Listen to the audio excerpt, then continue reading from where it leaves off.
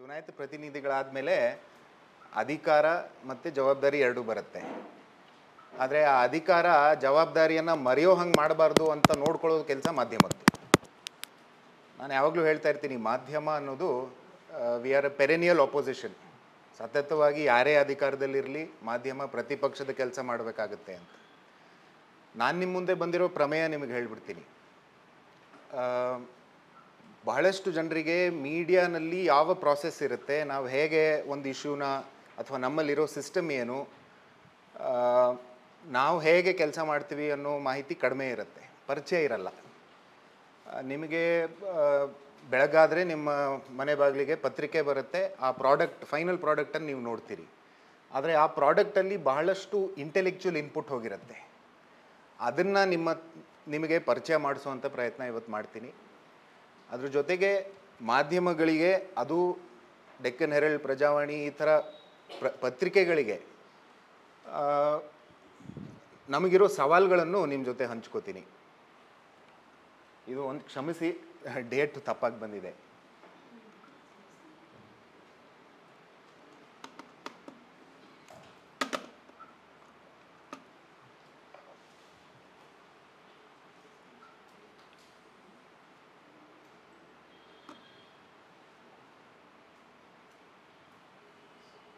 ಪ್ರಜಾಪ್ರಭುತ್ವದಲ್ಲಿ ಮಾಧ್ಯಮ ಅನ್ನೋದು ಏನು ಅನ್ನೋದಕ್ಕೆ ಭಾಳಷ್ಟು ವ್ಯಾಖ್ಯಾನಗಳಿದೆ. ಆದರೆ ಸಿಂಪಲಾಗಿ ಹೇಳ್ಬೋದಾದರೆ ಸಿಂಪಲಾಗಿ ಹೇಳ್ಬೋದು ಅಂದರೆ, ಮಾಧ್ಯಮ ಒಂದು ವೇದಿಕೆ ಸೃಷ್ಟಿ ಮಾಡುತ್ತೆ, ವಿಚಾರ ವಿನಿಮಯ ಆಗಬೇಕು. ಯಾವುದಾನು ಮಹತ್ವದ ಇಶ್ಯೂ ಬಗ್ಗೆ ಬೇರೆ ಬೇರೆ ಅಭಿಪ್ರಾಯಗಳು ಏನು ಬರುತ್ತೆ ಅದನ್ನು ಜನರ ಮುಂದೆ ಇಡುವಂಥ ಒಂದು ವೇದಿಕೆ ಸೃಷ್ಟಿ ಮಾಡೋದು ಮಾಧ್ಯಮ. ಅದರ ನಂತರ ಸರಿಯಾದ ಮಾಹಿತಿ ಜನರಿಗೆ ಕೊಟ್ಟು ಜನರನ್ನು ಸಶಕ್ತೀಕರಣಗೊಳಿಸುವಂಥದ್ದು ಮಾಧ್ಯಮದ ಕೆಲಸ. ಇದ್ರ ಬಗ್ಗೆ ನಾನು ನಂತರ ಮಾತಾಡ್ತೀನಿ. ಮಿಸ್ಇನ್ಫಾರ್ಮೇಷನ್ ಮತ್ತು ಡಿಸ್ಇನ್ಫಾರ್ಮೇಷನ್ ಈ ಪದಗಳನ್ನು ತಾವು ಕೇಳಿರ್ಬೋದು. ಫೇಕ್ ನ್ಯೂಸ್ ಅಂತ ನಾವು ಹೇಳ್ತೀವಿ. ಅದನ್ನು ಫೈಟ್ ಮಾಡೋ ಕೆಲಸ ಕೂಡ ಮಾಧ್ಯಮದ್ದು. ಹೇಗೆ ಅಂದರೆ, ಜನರ ಮುಂದೆ ಫ್ಯಾಕ್ಟ್ಸ್ ಇಟ್ಟರೆ ಸಾಕು, ಇನ್ಸ್ಟೆಡ್ ಆಫ್ ಮಿಸ್ಇನ್ಫಾರ್ಮೇಷನ್ ಆ್ಯಂಡ್ ಡಿಸ್ಇನ್ಫಾರ್ಮೇಷನ್.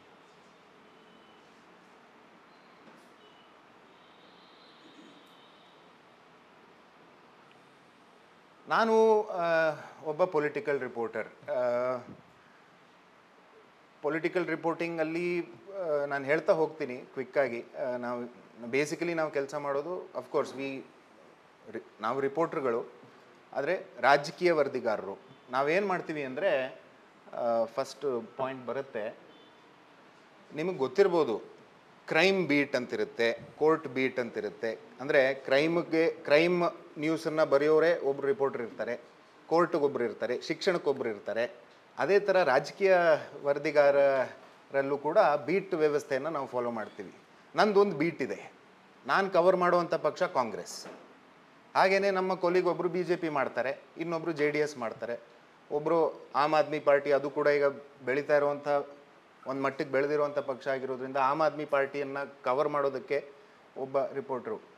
ಆ ಥರ ನಾವು ಪಕ್ಷಗಳನ್ನು ಕವರ್ ಮಾಡ್ತೀವಿ, ಚುನಾಯಿತ ಸರ್ಕಾರವನ್ನು ಕವರ್ ಮಾಡ್ತೀವಿ. ಸೆಕ್ರೆಟೇರಿಯೇಟ್ ಅಂದರೆ ಬೇಸಿಕಲಿ ನಮ್ಮ ವಿಧಾನಸೌಧ. ಇದಕ್ಕೂ ಒಂದು ವ್ಯವಸ್ಥೆ ಇದೆ, ಮಾಧ್ಯಮಗಳೇ ಒಂದು ಮಾಡ್ಕೊಂಡಿವೆ ವ್ಯವಸ್ಥೆ. ಸೆಕ್ರೆಟೇರಿಯೇಟ್ ರೌಂಡ್ಸ್ ಅಂತ ನಾವು ಹೋಗ್ತೀವಿ. Morning rounds and evening rounds ಎರಡು ಇರುತ್ತೆ. ಎರಡು ಪಾಳಿಯಲ್ಲಿ ನಾವು ಸೆಕ್ರೆಟೇರಿಯೇಟ್ ರೌಂಡ್ಸ್ ಹೋಗ್ತೀವಿ. ಏನು ಅಂತಂದರೆ, ವಿಧಾನಸೌಧದ 3ನೇ ಮಹಡಿಯಲ್ಲಿ ಒಂದು ಪ್ರೆಸ್ ರೂಮ್ ಇದೆ, ಮಾಧ್ಯಮಗಳಿಗೆ ಒಂದು ದೊಡ್ಡ ಕೊಠಡಿ. ಅಲ್ಲಿ ಜರ್ನಲಿಸ್ಟ್ಗಳೆಲ್ಲ ಸೇರಿ ನಾವು ಲಿಟ್ರಲಿ ಒಂದು ರೌಂಡ್ ಹೊಡಿತೀವಿ, 3rd ಫ್ಲೋರು ಮತ್ತು 2nd ಫ್ಲೋರು. ಯಾಕಂದರೆ ಅಲ್ಲೇ ಸಚಿವರುಗಳ ಆಫೀಸಸ್ ಇದೆ. ಸೊ ಹೋಗಿ ಯಾರು ಸಚಿವರು ಆಫೀಸಲ್ಲಿ ಇರ್ತಾರೆ ಆ ಸಮಯದಲ್ಲಿ ಅವ್ರನ್ನ ಹೋಗಿ ಮಾತಾಡಿಸಿ, ಅವ್ರ ಇಲಾಖೆಯಲ್ಲಿ ಏನು ನಡೀತಾ ಇದೆ, ಏನು ಬೆಳವಣಿಗೆಗಳಿದೆ ಅನ್ನೋದನ್ನು ಇನ್ಫಾರ್ಮೇಷನ್ ಕಲೆಕ್ಟ್ ಮಾಡಿ ನಾವು ಅದನ್ನು ರಿಪೋರ್ಟ್ ಮಾಡ್ತೀವಿ. ಮಾರ್ನಿಂಗ್ ರೌಂಡ್ಸ್ 12 ಗಂಟೆಗೆ ಶುರು ಆಗುತ್ತೆ. ಈವ್ನಿಂಗ್ ರೌಂಡ್ಸು ಸೇಮ್ 4 ಗಂಟೆಗೆ ಶುರು ಆಗುತ್ತೆ. ನಾವು ಲೆಜಿಸ್ಲೇಚರ್ ಕೂಡ ಕವರ್ ಮಾಡುವಂಥ ಜವಾಬ್ದಾರಿ ಪೊಲಿಟಿಕಲ್ ರಿಪೋರ್ಟಿಂಗ್ ಟೀಮ್ದಾಗಿರುತ್ತೆ. ಲೆಜಿಸ್ಲೇಚರ್ ಅಂದರೆ ಅಸೆಂಬ್ಲಿ, ವಿಧಾನಸಭೆ, ವಿಧಾನ ಪರಿಷತ್. ಸೋಮವಾರದಿಂದ ಮಳೆಗಾಲದ ಅಧಿವೇಶನ ಶುರು ಆಗ್ತಾ ಇದೆ. ಸೊ ಅಲ್ಲಿಂದ ಒಂದು 10-12 ದಿನ ನಾವು ಅಲ್ಲೇ ಇರ್ತೀವಿ. ಮತ್ತು ಎಲೆಕ್ಷನ್ ಕಮಿಷನ್ನು ಸ್ವಾಭಾವಿಕವಾಗಿ ಚುನಾವಣೆ ಸಂದರ್ಭದಲ್ಲಿ ಭಾಳ ಇಂಪಾರ್ಟೆಂಟ್ ಸ್ಟೇಕ್ ಹೋಲ್ಡರು. ಆದರೆ ಆನೆಸ್ಟ್ಲಿ ಚುನಾವಣೆ ಇಲ್ಲದೇ ಇದ್ದಾಗ ನಾವು ಯಾರೂ ಆ ಕಡೆ ತಲೆ ಹಾಕಲ್ಲ.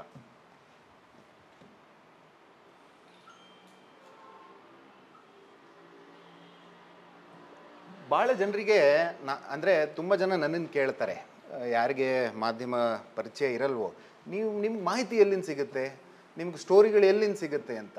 ಇದೇನು ರಾಕೆಟ್ ಸೈನ್ಸ್ ಅಲ್ಲ. ರಾಜಕೀಯ ಸ್ಟೋರಿಗಳು ನಮಗೆ ನಮ್ಮ ಸೋರ್ಸಸ್ ಯಾರು ಅಂದರೆ ಶಾಸಕರುಗಳು, ಅಂದರೆ MLA MLCs ಮತ್ತು ಆಯಾ ಪಕ್ಷಗಳ ಆಫೀಸ್ ಬೇರರ್ಸ್ ಆಗಿರ್ತಾರೆ. ಆ ಪಕ್ಷಗಳಲ್ಲಿ ಏನು ನಡೀತಾ ಇದೆ, ಏನು ಬೆಳವಣಿಗೆಗಳು, ಈಗ ಒಂದು ಸಭೆ ನಡೀತು, ಅದರಲ್ಲಿ ಏನಾಯಿತು, ಯಾರು ಏನು ಹೇಳಿದ್ರು ಅನ್ನೋದನ್ನು ನಮಗೆ ಈ ಮೂಲಗಳಿಂದ ನಮಗೆ ಮಾಹಿತಿ ಸಿಗುತ್ತೆ. ಪಾಲಿಸಿ ಸ್ಟೋರೀಸ್, ನಾನು ನಿಮ್ಗೆ ಹಿಂದೆ ಹೇಳ್ದಂಗೆ ನಾವು ಸರ್ಕಾರವನ್ನು ಕವರ್ ಮಾಡೋದ್ರಿಂದ ಪಾಲಿಸಿ ರಿಪೋರ್ಟಿಂಗ್ ಕೂಡ ನಾವು ಮಾಡ್ತೀವಿ. ನೀತಿಗಳು, ಸರ್ಕಾರದಲ್ಲಿ ಯಾವ ಥರ ತೀರ್ಮಾನಗಳಾಗ್ತಾ ಇದೆ. ಪಾಲಿಸಿ ಸ್ಟೋರಿಗಳಿಗೆ ನಮಗೆ ಸೋರ್ಸಸ್ಸು ಬ್ಯೂರೋಕ್ರಾಟ್ಸು. ಈಗ ಉದಾಹರಣೆಗೆ ನಿಮ್ಮ ಹಿಂದಿನ ಸೆಷನ್ ಡಾಕ್ಟರ್ ವಿಶಾಲ್ ಅವರು ಫೈನಾನ್ಸ್ ಡಿಪಾರ್ಟ್ಮೆಂಟಲ್ಲಿ ಇದ್ದಾರೆ. ಈಗ ಅವರು ನನ್ನ ಸೋರ್ಸ್ ಅಂತ ಹೇಳ್ತಿಲ್ಲ, ಬಟ್ IAS ಆಗಿರ್ಬೋದು, IPS ಆಗಿರ್ಬೋದು, KS, ಬ್ಯೂರೋಕ್ರಾಟ್ಸು ಮತ್ತು ಒಪೋಸಿಷನ್ ಕೂಡ. ನಾನು ಸ್ಟಾರ್ಟಿಂಗಲ್ಲಿ ನಿಮಗೆ ಹೇಳಿದೆ ಮಾಧ್ಯಮ ಕೂಡ ಒಂದು ಪ್ರತಿಪಕ್ಷ ಇದ್ದಂಗೆ ಅಂತ. ಆದರೆ ಮಾಧ್ಯಮಕ್ಕೂ ಅದರದೇ ಆದಂಥ ಲಿಮಿಟೇಷನ್ಸ್ ಇರುತ್ತೆ ಇನ್ ಟರ್ಮ್ಸ್ ಆಫ್ ಆ್ಯಕ್ಸೆಸ್. ನಮಗೆ ಸರ್ಕಾರದ ಕೆಲವು ಇಂಟರ್ನಲ್ ಡಾಕ್ಯುಮೆಂಟ್ಸ್ಗೆ ನಮಗೆ ಆ್ಯಕ್ಸೆಸ್ ಇರಲ್ಲ. ಆದರೆ ಒಪೋಸಿಷನ್ಗೆ ಅವರು ಎಲೆಕ್ಟೆಡ್ ರೆಪ್ರೆಸೆಂಟೇಟಿವ್ಸ್ ಆಗಿರೋದ್ರಿಂದ ಮತ್ತು ಅವ್ರಿಗೆ ಆದಂಥ ಎಂಟೈಟಲ್ಮೆಂಟ್ಸ್ ಇರುತ್ತೆ. ಈಗ ಲೀಡರ್ ಆಫ್ ದಿ ಒಪೋಸಿಷನ್ ಅಂದರೆ ಶ್ಯಾಡೋ ಚೀಫ್ ಮಿನಿಸ್ಟರ್ ಥರ, ಅವ್ರಿಗೆ ಕೆಲವೊಂದು ಆ್ಯಕ್ಸೆಸ್ ಇರುತ್ತೆ. ಸೊ ಒಪೋಸಿಷನ್ ಕಡೆಯಿಂದ ನಮಗೆ ಅನೇಕ ಸಲ ಮಾಹಿತಿಗಳು, ಡಾಕ್ಯುಮೆಂಟ್ಸು ನಾವು ಪಡ್ಕೋತೀವಿ. ಡೇಟಾ ಜರ್ನಲಿಸಮ್ ಅಂತಲೇ ಒಂದು ಬ್ರ್ಯಾಂಚು ಇತ್ತೀಚಿನ ವರ್ಷಗಳಲ್ಲಿ ಶುರುವಾಗಿದೆ. ದತ್ತಾಂಶವನ್ನು ನಾನು ನಿಮಗೆ ನಂತರ ಹೇಳ್ತೀನಿ, ಒಂದು 2 ಉದಾಹರಣೆ ಕೊಡ್ತೀನಿ. ನಂಬರ್ಸ್ ಆರ್ ಫ್ಯಾಸಿನೇಟಿಂಗ್, ಅಂದರೆ ಸಂಖ್ಯೆಗಳಲ್ಲೇ ಕಥೆಗಳಿರುತ್ತೆ. ಸೊ ಗವ್ರ್ಮೆಂಟ್ ಡೇಟಾ, ಒಂದು ಕರ್ನಾಟಕದ ಬಗ್ಗೆ ಹೇಳಬೇಕು, ಒಬ್ಬ ಪತ್ರಕರ್ತನಾಗಿ ಬೇರೆ ರಾಜ್ಯಗಳಿಗೆ ಹೋಲಿಸಿದ್ರೆ ನಮ್ಮ ರಾಜ್ಯದಲ್ಲಿ ಡೇಟಾ ಆ್ಯಕ್ಸೆಸ್ ಇದೆ. ಪಬ್ಲಿಕ್ ಡೊಮೇನಲ್ಲಿ ಭಾಳಷ್ಟು ಇಲಾಖೆಗಳು ತಮ್ಮ ಡೇಟಾವನ್ನು ಹೊರಗೆ ಹಾಕ್ಕೊಂಡಿದ್ದಾರೆ. ಭಾಳ ರಾಜ್ಯಗಳಲ್ಲಿ ಈ ವ್ಯವಸ್ಥೆ ಇಲ್ಲ. ಇದು ಟ್ರಾನ್ಸ್ಪರೆನ್ಸಿಯ ಒಂದು ಮೆಷರು. ಸರ್ಕಾರ ತನ್ನ ದತ್ತಾಂಶವನ್ನು ಅಥವಾ ಡೇಟಾವನ್ನು ಪಬ್ಲಿಕ್ ಡೊಮೇನಲ್ಲಿ ಇಟ್ಟಿದೆಯಾ ಇಲ್ವಾ ಅನ್ನೋದು. ತಕ್ಕ ಮಟ್ಟಿಗೆ ಕರ್ನಾಟಕದಲ್ಲಿ ಒಂದು ಒಳ್ಳೆ ವ್ಯವಸ್ಥೆ ಇದೆ. In fact Karnataka open data initiative, KODI ಅಂತ ಒಂದಿದೆ, ತಾವೆಲ್ಲ ನೋಡ್ಬೋದು. ಅಲ್ಲಿ ಎಲ್ಲ ಇಲಾಖೆಗಳು ತಮ್ಮ ಡೇಟಾವನ್ನು ಹಾಕೋತಾರೆ. ಪತ್ರಕರ್ತರಿಗೆ ಮತ್ತು ಡೇಟಾ ಅನಲಿಸ್ಟ್ಸ್ಗಳಿಗೆ ಬಳಸ್ಕೊಳ್ಳೋದಕ್ಕೆ ಇದು ಕೂಡ ನಮಗೆ ಮಾಹಿತಿಯ ಅಥವಾ ಸ್ಟೋರಿ ಬರೆಯುವಂಥ ಒಂದು ಸೋರ್ಸು. ಮತ್ತು ಪತ್ರಿಕಾಗೋಷ್ಠಿಗಳು, ಸುದ್ದಿಗೋಷ್ಠಿಗಳು, ಸೆಮಿನಾರ್ಗಳು, ವರ್ಕ್ಶಾಪ್ಗಳು. ಪತ್ರಿಕಾಗೋಷ್ಠಿ ನಡೆದಾಗ ಪತ್ರಕರ್ತರು ಹೋಗೋದು ಸಹಜ. ಆದರೆ ಸೆಮಿನಾರು, ವರ್ಕ್ಶಾಪು ನೋಡಿ, ನಾನು ಸುಮಾರು 12-13 ವರ್ಷ ಆಯಿತು. ನಾವು ಬೆಳೆದು ಬಂದಿದ್ದೇ ಹೀಗೆ. ಅಂದರೆ ಯಾವುದೋ ಒಂದು ವಿಚಾರ ಸಂಕಿರಣ ನಡೆಯುತ್ತೆ, ಸಿಂಪೋಸಿಯಂ ನಡೆಯುತ್ತೆ, ಅಲ್ಲಿ ನಮಗೆ ಅಸೈನ್ಮೆಂಟ್ ಹಾಕೋರು, ಹೋಗಿ ಅಲ್ಲಿ ಕೂತ್ಕೊಂಡ್ಬನ್ನಿ ಅಂತ. ಭಾಳ ಕೆಲವೊಂದು ಬೋರಿಂಗ್ ಆಗಿರುತ್ತೆ, ಏನಪ್ಪ ಇಲ್ಲಿ ಏನು ಬರೆಯೋಕ್ಕಿಲ್ವಲ್ಲ ಅಂತ. ಆದರೆ ಯಾಕೆ ಹೋಗೋದು ಅಲ್ಲಿ ಅಂದರೆ, ಅಲ್ಲಿ ಯಾರೋ ಮಾತಾಡುವಂಥವ್ರು, ಯಾರೋ ಪ್ರಮುಖರು ಬಂದಿರ್ತಾರೆ, ಯಾರೋ ಒಬ್ಬರು ಪಾಲಿಸಿ ಮೇಕರ್ ಬಂದಿರ್ತಾರೆ. ನಾವಲ್ಲಿ ಹೋದಾಗ ಪತ್ರಕರ್ತರು ಒಂದಿಷ್ಟು ಜನ ಅವ್ರನ್ನ ಸೈಡಿಗೆ ಕರ್ಕೊಂಡು ಹೋಗಿ ಅವ್ರನ್ನ ಮಾತಾಡಿಸಿ, ನಮಗೂ ಜನಪರಿಚಯ ಆಗೋದು ಹಾಗೆ, ಕಾಂಟ್ಯಾಕ್ಟ್ಸ್ ಬೆಳೆಯೋದು ಹಾಗೆ. ಸೊ ಅದಕ್ಕೆ ಈ ಸೆಮಿನಾರ್ಗಳು, ವರ್ಕ್ಶಾಪ್ಗಳಲ್ಲಿ ನಾವು ಕೂಡ ಹೋಗೋದ್ರಿಂದ ನಮಗೆ ಸ್ಟೋರಿಗಳು ಸಿಗುತ್ತೆ. ಇಂಟರ್ವ್ಯೂಸ್, ನಾನು ನಿಮ್ಗೆ ಹೇಳಿದೆ ಮಾಧ್ಯಮ ಅನ್ನೋದು ಒಂದು ವೇದಿಕೆ. ಅದರಲ್ಲಿ ಇಂಟರ್ವ್ಯೂಸ್ ಇಸ್ ಅ ಮಸ್ಟ್. ಯಾವುದೇ ಒಂದು ಸಂಸ್ಥೆ ಅಥವಾ ಪತ್ರಿಕೆ ಇಂಟರ್ವ್ಯೂಗಳು ಮಾಡ್ತಿಲ್ಲ ಅಂದರೆ ಅದು ಒಂದು ರೀತಿ ಅದು ಅನ್ಯಾಯ ಆಗ್ತಿದೆ ಅನ್ನೋ ಥರ. ಯಾಕಂದರೆ ಈಗ ಅಧಿಕಾರದಲ್ಲಿ ಇರೋರನ್ನು ನಾವು ಒಂದು ಬ್ರಿಡ್ಜು, ಜನ ಮತ್ತು ಸರ್ಕಾರದ ಮಧ್ಯೆ ನಾವು ಒಂದು ಬ್ರಿಡ್ಜು. ಸೊ ಜನರ ಪ್ರಶ್ನೆಗಳನ್ನು ನಾವು ಅಧಿಕಾರದಲ್ಲಿ ಇರೋರಿಗೆ ತಿಳಿಸೋದು ಇಂಟರ್ವ್ಯೂಗಳ ಮುಖಾಂತರ. ಸೊ ಅದನ್ನು ಕೂಡ ನಾವು ಮಾಡ್ತೀವಿ. ಇವತ್ತು ಮಾಧ್ಯಮಗಳಲ್ಲಿ ಕ್ರೆಡಿಬಿಲಿಟಿ ಉಳಿದಿದೆ ಅಂತ ಅಂದರೆ ಅದು ಪ್ರಿಂಟ್ ಮಾಧ್ಯಮ, ನನ್ನ ಅಭಿಪ್ರಾಯದಲ್ಲಿ. ಏಕೆಂದರೆ ಪ್ರಿಂಟಲ್ಲಿ ಏನಾಗುತ್ತೆ, ಈಗ ಟಿ ವಿನಲ್ಲಿ ಅವ್ರೇನಾದರೂ ಸುದ್ದಿ ಮಾಡಿದ್ರೆ ಅದನ್ನು ಇಲ್ಲದೇ ಇರೋ ಹಂಗೆ ಮಾಡಿಬಿಡ್ಬೋದು, ಯೂಟ್ಯೂಬಿಂದ ತೆಗಿಬೋದು, ಅವರು ಟಿ ವಿಗಳಲ್ಲಿ ತೋರಿಸೋದನ್ನು ನಿಲ್ಲಿಸ್ತಾರೆ, ಡಿಜಿಟಲ್ ಟ್ರೇಲ್ ಎಲ್ಲೂ ಸೋಷಿಯಲ್ ಮೀಡಿಯಲ್ಲಿ ಸಿಗದೆ ಇರೋಂಗೆ ಮಾಡ್ಬೋದು. ಆದರೆ ಪ್ರಿಂಟಲ್ಲಿ ಬಂದುಬಿಟ್ರೆ ಅದೊಂಥರ ಶಾಶ್ವತವಾಗಿ ಉಳ್ಕೊಂಡ್ಬಿಡುತ್ತೆ. ಸೊ ನಾವು ಬರೆಯೋವಾಗ ಪ್ರಿಂಟ್ಗೆ ಅದಕ್ಕೆ ಜವಾಬ್ದಾರಿ ಜಾಸ್ತಿ. ನಾವು ಸುಮ್ಮನೆ ಯಾರೋ ಹೇಳಿದ್ರು ಅಂತ ಬರೆಯೋದು ತಪ್ಪಾಗುತ್ತೆ. ನಾವು ಅದಕ್ಕೆ 2 ಸಲ ಡ್ಯೂ ಡಿಲಿಜೆನ್ಸ್ ಅಂತೀವಿ ನಾವು. ಬಂದಿರೋ ಮಾಹಿತಿ ಸರಿನಾ, ಒಂದು 2-3 ಜನರ ಹತ್ರ 2-3 ಕಡೆ ನಾವು ಚೆಕ್ ಮಾಡಿ ಹೌದು ಅಂತ ನಮಗೆ ಮನವರಿಕೆ ಆದಾಗ ನಾವು ಬರೆಯುವಂಥದ್ದು. ಕ್ರೆಡಿಬಿಲಿಟಿ ಪ್ರಿಂಟ್ ಮಾಧ್ಯಮದಲ್ಲಿ ಇದೆ ಯಾಕೆ ಅಂತಂದರೆ, ನಾವು ಇಶ್ಯೂ ಬೇಸ್ಡ್ ರಿಪೋರ್ಟಿಂಗ್ ಮಾಡ್ತೀವಿ. ಏನದು? ಸಮಸ್ಯಾತ್ಮಕ ನೀತಿಗಳು ಕೆಲವೊಂದು ಸಲ ಸರ್ಕಾರಗಳಲ್ಲಾಗುತ್ತೆ. ಈಗ ಯಾವುದೋ ಒಂದು ಪಾಲಿಸಿ ಬರುತ್ತೆ, ಅದರಲ್ಲಿ ಏನೋ ಒಂದು ವೇಗಾಗಿರುತ್ತೆ, ಅಥವಾ ಏನೋ ಒಂದು ಇದರಿಂದ ಜನರಿಗೆ ಅನುಕೂಲಕ್ಕಿಂತ ತೊಂದರೆ ಜಾಸ್ತಿ ಅಂತ ಎದ್ದು ಕಾಣ್ತಾ ಇರುತ್ತೆ, ಅಥವಾ ಅವ್ರು ಏನೋ ಹಾಫ್ ಹಾರ್ಟೆಡಾಗಿ ಮಾಡಿರ್ತಾರೆ. ಪ್ರಾಬ್ಲಮ್ಯಾಟಿಕ್ ಪಾಲಿಸೀಸ್, ಅದರ ಸುತ್ತಲೂ ನಾವು ರಿಪೋರ್ಟಿಂಗ್ ಮಾಡ್ತೀವಿ. ಇದು 2ನೇ ಪಾಯಿಂಟು. ಇದು ಒಂದು ಮಿತ್ತಿದೆ ಮೀಡಿಯಾ ಬಗ್ಗೆ. ಮೀಡಿಯಾನಲ್ಲಿ ಬರೀ ನೆಗೆಟಿವ್ ಸುದ್ದಿಗಳು ಮಾತ್ರ ಓಡೋದು, ಬರೆದ್ರೆ ಬರೀ ನೆಗೆಟಿವ್ ಬರೀತಾರೆ ಅಂತ. ಅದು ಐ ಡಿಸಗ್ರಿ ವಿತ್ ದ್ಯಾಟ್. ಯಾಕೆಂದರೆ ನಮ್ಮ ವ್ಯವಸ್ಥೆ ಹೆಂಗಾಗ್ಬಿಟ್ಟಿದೆ ಅಂದರೆ, ಈಗ ಒಂದು ಸರ್ಕಾರದಲ್ಲಿ ಒಂದು ರಿಕ್ರೂಟ್ಮೆಂಟು ಪಾರದರ್ಶಕವಾಗಿ ಮತ್ತು ಹಗರಣ ಇಲ್ಲದೆ ನಡೆದಿದೆ ಅನ್ನೋದೇ ಒಂಥರ ನಮಗೆ ಚೆನ್ನಾಗಿ ಮಾಡಿದಾರಪ್ಪ ಅಂತ. ವೇರಾಸ್ ಅದು ಬೇಸಿಕ್. ಅದ್ರ ಬಗ್ಗೆ ನಾವು ಭೇಷ್ ಅಂತ ಹೇಳೋದಾಗಬಾರ್ದು. ಆದರೆ ಒಂದು ಕೆಟ್ಟ ವ್ಯವಸ್ಥೆಯನ್ನು ಸರ್ಕಾರದಲ್ಲಿ ಯಾರೋ ಒಬ್ಬರು ಅದನ್ನು ಸುಧಾರಣೆ ಮಾಡೋಕ್ಕೆ ಹೋಗ್ತಿದ್ದಾರೆ, ಸರಿ ಮಾಡ್ತಿದ್ದಾರೆ ಅಂದಾಗ ಮಾಧ್ಯಮಗಳು ಅದನ್ನು ಸಪೋರ್ಟ್ ಮಾಡ್ತವೆ. ಇದಕ್ಕೆ ನಾನು ನಿಮಗೆ 1-2 ಉದಾಹರಣೆಗಳು ಕೂಡ ನಾನು ನಿಮ್ಗೆ ಹೇಳ್ತೀನಿ. ಟ್ಯಾಕ್ಸ್ ಪೇಯರ್ಸ್ ಮನಿ ಮಿಸ್ಯೂಸ್ ಆದಾಗ ಸಹಜವಾಗಿ ಮೀಡಿಯಾ ಬೆನ್ನು ಹತ್ತುತ್ತೆ. ಈಗ ನಿಮ್ಮ ಕಣ್ಮುಂದೆನೇ ಇದೆ, ವಾಲ್ಮೀಕಿ ST ನಿಗಮದಲ್ಲಿ ಹಗರಣ ಆಗಿದೆ. ದಿನನಿತ್ಯ ಪ್ರಿಂಟ್ ಮಾಧ್ಯಮಗಳಲ್ಲಿ ಭಾಳಷ್ಟು ಅದ್ರ ಬಗ್ಗೆ ನಿಮಗೆ ಓದಕ್ಕೆ ಸಿಗುತ್ತೆ. ಇನ್ನೊಂದಿದೆ ಅನಿಸುತ್ತೆ, ಡೆವಲಪ್ಮೆಂಟಲ್ ಜರ್ನಲಿಸಮ್ ಕೂಡ ಭಾಳ ವರ್ಷದಿಂದ ಅದೇ ಒಂದು ಬ್ರ್ಯಾಂಚು. ಡೆವಲಪ್ಮೆಂಟಲ್ ಜರ್ನಲಿಸಮ್ ಅಂತಂದರೆ, ಈಗ ನೀವು ಹೇಗೆ ತಳಮಟ್ಟದಲ್ಲಿ ನೀವು ಜನರೊಂದಿಗೆ ಕೆಲಸ ಮಾಡ್ತೀರೋ ಹಾಗೆ ಸಹಜವಾಗಿ ಪತ್ರಕರ್ತರು ಹೋಗದೇ ಇರೋವಂಥ ಜಾಗಕ್ಕೆ ಹೋಗಿ ಜನರ ಬದುಕು ಹೇಗೆ ಇಂಪ್ರೂವ್ ಆಗಬೇಕು ಅನ್ನೋ ನಿಟ್ಟಿನಲ್ಲಿ ಮಾಡುವಂಥ ಜರ್ನಲಿಸಮ್ನ ನಾವು ಡೆವಲಪ್ಮೆಂಟಲ್ ಜರ್ನಲಿಸಮ್ ಅಂತ ಕರಿತೀವಿ. ಸೊ ಇದಿಷ್ಟು ನಾವು ಇಶ್ಯೂ ಬೇಸ್ಡ್ ರಿಪೋರ್ಟಿಂಗ್ ಕ್ರೆಡಿಬಿಲಿಟಿ ಇರೋವಂಥ ಪತ್ರಿಕೆಗಳು ಮಾಡುತ್ತೆ. ಇದು ಸ್ವಲ್ಪ ಮೇಲ್ಗಡೆ ಹೋಗಿದೆ ಸ್ಕ್ರೀನು. ಪ್ರಾಬ್ಲಮ್ಯಾಟಿಕ್ ಪಾಲಿಸೀಸ್ ಅಂತ ಹೇಳಿದೆ, ಸಮಸ್ಯಾತ್ಮಕ ನೀತಿಗಳು ಅಂತ. ಇದು ಒಂದು 2 ವರ್ಷ ಹಿಂದೆ ನಾನೇ ಬರೆದಿದ್ದೆ. ಕರ್ನಾಟಕ ಒಂದು ಮುಕ್ತ ದತ್ತಾಂಶ ನೀತಿಯನ್ನು ಹೊರಗೆ ಓಪನ್ ಡೇಟಾ ಪಾಲಿಸಿ ಅಂತ. ಅದರಲ್ಲಿ ಅಂದರೆ ಅದೇನು ಹೇಳುತ್ತೆ ಅಂದರೆ, ಅದರಲ್ಲಿ ನಿಮ್ಮ ದತ್ತಾಂಶ ಸರ್ಕಾರದ ಹತ್ರ ಇದೆ. ನಾವು ಅರ್ಜಿಗಳು ಕೊಟ್ಟಿರ್ತೀವಿ, ಅವ್ರ ಹತ್ರ ನಮ್ಮ ಮೊಬೈಲ್ ನಂಬರ್ ಇರುತ್ತೆ, ಆಧಾರ್ ಇರುತ್ತೆ, ಇನ್ನೊಂದೇನೋ ಇರುತ್ತೆ, ಹೆಸರು ಇರುತ್ತೆ. ಡೇಟಾ ಈಸ್ ವೆಲ್ತ್ ಇವತ್ತು. ಸೊ ನಿಮ್ಮ ಡೇಟಾವನ್ನು ನಗದೀಕರಣಗೊಳಿಸುವಂಥ ಒಂದು ಪ್ರಾವಿಷನ್ನು ಈ ಪಾಲಿಸಿನಲ್ಲಿ ಮಾಡ್ಕೊಂಡಿದ್ರು. ನಾವು ಇದನ್ನು ಪ್ಲೇನಾಗಿ ಬರೆದ್ವಿ, ನೋಡಿ ಈ ಥರ ಸರ್ಕಾರ ಈ ಥರ ಒಂದು ಪಾಲಿಸಿನಲ್ಲಿ ಹೇಳಿದೆ ಅಂತ. ಅದಾದಮೇಲೆ ಭಾಳ ಚರ್ಚೆ ಆಯಿತು. ಆವಾಗ ಸರ್ಕಾರ ಹೇಳ್ತು, ಇಲ್ಲ ಆ ನೀತಿನಲ್ಲಿ ಕೆಲವು ಕುಂದುಕೊರತೆಗಳಿದೆ, ನೆಕ್ಸ್ಟ್ ಅದನ್ನು ನಾವು ಸರಿ ಮಾಡುವಂಥ ಕೆಲಸ ಮಾಡ್ತೀವಿ, ನಾವು ಅದನ್ನು ಟೈಟನ್ ಮಾಡ್ತೀವಿ ಅನ್ನುವಂಥ ಪ್ರತಿಕ್ರಿಯೆ ಸರ್ಕಾರದಿಂದ ಬಂತು. ಏಕೆಂದರೆ ಮಾಧ್ಯಮದಲ್ಲಿ ಅದು ಹೈಲೈಟ್ ಆಯಿತು, ಜನರು ಅದಕ್ಕೆ ಪ್ರತಿಕ್ರಿಯೆ ಕೊಟ್ಟರು, ಮಾತಾಡೋಕ್ಕೆ ಚರ್ಚೆ ಆಯಿತು, ನಮಗೆ ಅನೇಕ ಫೀಡ್ಬ್ಯಾಕ್ ಬಂತು. ಸರ್ಕಾರ ಇಲ್ಲ ನಾವು ಅದನ್ನು ಸರಿ ಮಾಡ್ತೀವಿ ಅಂತ ಹೇಳುವಂಥ ಪ್ರಸಂಗ ನಡೀತು. ಸರ್ ನೆಕ್ಸ್ಟ್ ನಾನು ನಿಮ್ಗೆ ಹೇಳಿದೆ, ಒಳ್ಳೆ ಕೆಲಸ ನಡೀತಿದೆ ಸರ್ಕಾರದಲ್ಲಿ ಅಂದರೆ, ಸುಧಾರಣಾ ಕ್ರಮಗಳು ನಡೀತಿದೆ ಅಂದರೆ ಮಾಧ್ಯಮಗಳು ಅದನ್ನು ಸಪೋರ್ಟ್ ಮಾಡ್ತವೆ ಅಂತ. ಈಗ ಸಬ್ ರಿಜಿಸ್ಟ್ರಾರ್ ಆಫೀಸ್ಗಳ ಕಥೆ ನಿಮಗೆ ಗೊತ್ತೇ ಇದೆ, ಅಲ್ಲಿ it is notorious.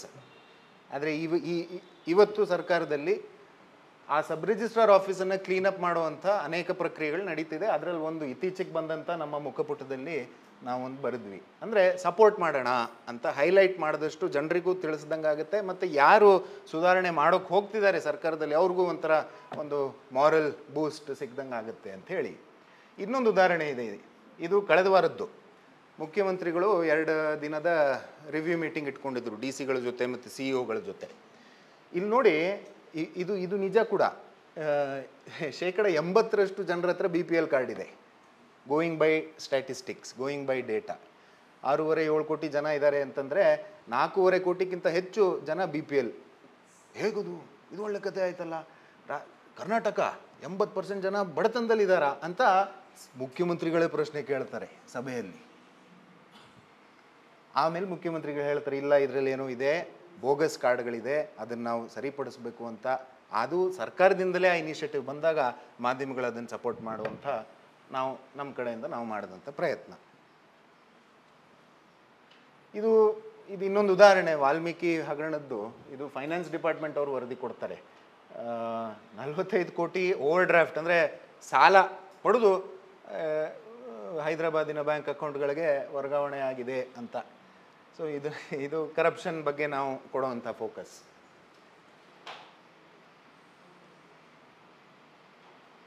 Developmental journalism ಬಗ್ಗೆ ನಿಮಗೆ ಹೇಳಿದೆ.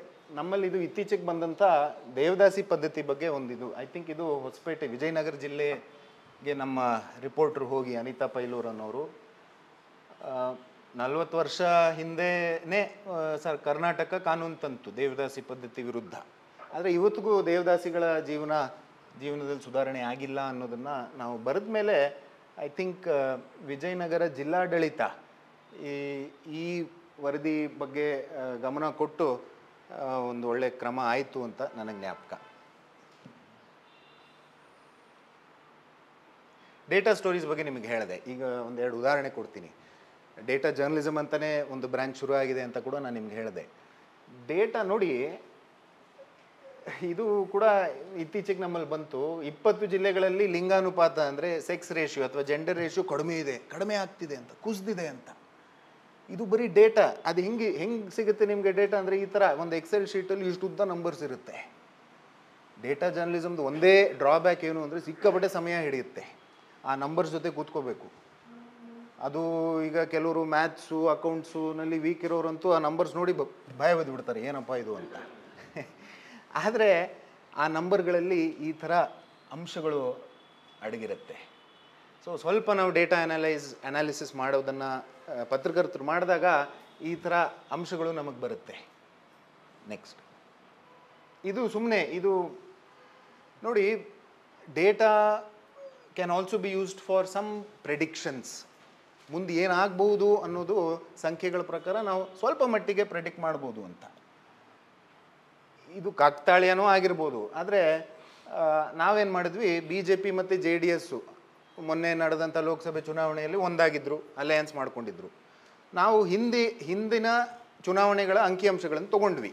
ಈಗ BJP ಮತಗಳು ಎಷ್ಟು ಬಂದಿತ್ತು ಕಳೆದ 2 ಲೋಕಸಭೆ ಚುನಾವಣೆಯಲ್ಲಿ, JDSದು ಎಷ್ಟಿತ್ತು, ಅವರಿಬ್ಬರು ಈಗ ಒಟ್ಟಿಗೆ ಬಂದಿದ್ದಾರೆ. ಆ ಮತಗಳೆಲ್ಲ ಒಂದಾದರೆ ಹೇಗೆ ಅಂತ ನೋಡಿದಾಗ ನಮಗೆ ಗೊತ್ತಾಯಿತು 18 ಕ್ಷೇತ್ರಗಳಲ್ಲಿ BJP JDS ಅಲಯನ್ಸ್ಗೆ ಅಡ್ವಾಂಟೇಜ್ ಇದೆ ಅಂತ. ರಿಸಲ್ಟ್ ಏನು ಬಂತು ಗೊತ್ತಾ? BJP JDS 19 ಸೀಟ್ ಬಂತು. So data, this is the magic of data. And ಪತ್ರಕರ್ತರು ಇನ್ಕ್ರೀಸಿಂಗ್ಲಿ ಹೆಚ್ಚು ಪತ್ರಕರ್ತರು ಈ ದತ್ತಾಂಶ ಆಧಾರಿತ ಸುದ್ದಿಗಳನ್ನು ಬರೆಯೋಕ್ಕೆ ಶುರು ಮಾಡಿದ್ದಾರೆ.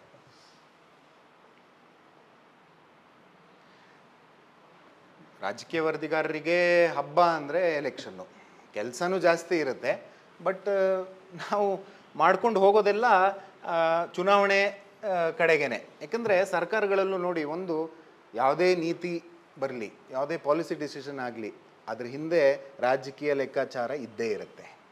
ಸೊ 4 ವರ್ಷ ಇದೆ ಇನ್ನು ಚುನಾವಣೆ ಅಂದ್ರೂ ಈಗ ಏನೋ ಒಂದು ತೀರ್ಮಾನ ಆಗುತ್ತೆ ಅಂದರೆ ಆ 4 ವರ್ಷದ ನಂತರ ಬರುವಂಥ ಚುನಾವಣೆಯೇ ಗಮನದಲ್ಲಿರುತ್ತೆ. ಸೊ ನಾವು ಕೂಡ ಕಾಯ್ತಿರ್ತೀವಿ ಚುನಾವಣೆ ಯಾವಾಗ ಬರುತ್ತೆ ಅಂತ. ಯಾಕಂದರೆ ನಾವು ಮಾಡೋದೇ ಆ ಕೆಲಸ. ಆದರೆ ಪತ್ರಿಕೆಗಳಲ್ಲಿ, ಡೆಕ್ಕನ್ ಹೆರಲ್ಡು, ಪ್ರಜಾವಾಣಿ, ಬಹುತೇಕ ಪತ್ರಿಕೆಗಳಲ್ಲಿ ಪೊಲಿಟಿಕಲ್ ರಿಪೋರ್ಟಿಂಗ್ ಕವರೇಜ್ ನಾವು ಸ್ಟಾರ್ಟ್ ಮಾಡೋದು 1 ವರ್ಷ ಹಿಂದೆ. ಈಗ ಚುನಾವಣೆ 1 ವರ್ಷ ಇದೆಯಪ್ಪ ಇನ್ನು ಅಂದರೆ ನಾವು ಈಗಲಿಂದ ಎಲೆಕ್ಷನ್ ರಿಲೇಟೆಡ್ ಸ್ಟೋರೀಸನ್ನು ಬರೆಯೋಕ್ಕೆ ಹೋಗ್ತೀವಿ. ಯಾಕೆ ಅನ್ನೋದನ್ನು ನಾನು ನಿಮ್ಗೆ ಹೇಳ್ತೀನಿ. ಟ್ರೆಂಡ್ಸ್ ಕಾಣ್ತಾ ಹೋಗುತ್ತೆ ನಮಗೆ. ಇನ್ನೊಂದು ವರ್ಷ ಇದೆ ಚುನಾವಣೆಗೆ ಅಂದಾಗ ನಮಗೆ ಆನ್ ದ ಗ್ರೌಂಡ್ ಕಾಣಿಸ್ತಾ ಹೋಗುತ್ತೆ. ಏನದು? ಮೊಬಿಲೈಸೇಷನ್ ಆಫ್ ಸಪೋರ್ಟ್ ಅಂದರೆ ನಾವು ಕನ್ಸಾಲಿಡೇಷನ್ ಅಂತ ಕರಿತೀವಿ, ಧ್ರುವೀಕರಣ ಅಂತಾರೆ ಕೆಲವರು. ನಮಗೆ ಇಷ್ಟವಿಲ್ಲವೆಯೋ ನಮ್ಮ ರಾಜಕೀಯ ವ್ಯವಸ್ಥೆ ಜಾತಿ ಆಧಾರಿತ. ಸೊ ಎಲೆಕ್ಷನ್ ಟ್ರೆಂಡು ನಮಗೆ ಒಂದು ಕಡೆ ಎಲ್ಲಿ ಕಾಣುತ್ತೆ ಅಂದರೆ ಬೇರೆ ಬೇರೆ ಜಾತಿಗಳು ಒಂದು ಕಡೆ ಮೊಬಿಲೈಸ್ ಆಗ್ತಾ ಹೋಗ್ತಾರೆ, ಒಂದು ಪಕ್ಷದ ಕಡೆ ಅಥವಾ ಒಬ್ಬ ಅಭ್ಯರ್ಥಿಯ ಕಡೆ. ನಿಮಗೆ ಉದಾಹರಣೆ ಕೊಡಬೇಕು ಅಂದರೆ ಕಳೆದ ವರ್ಷ ಅಸೆಂಬ್ಲಿ ಚುನಾವಣೆ ಆಯಿತು ಕರ್ನಾಟಕದಲ್ಲಿ 23ರಲ್ಲಿ. 22 ಆಗಸ್ಟು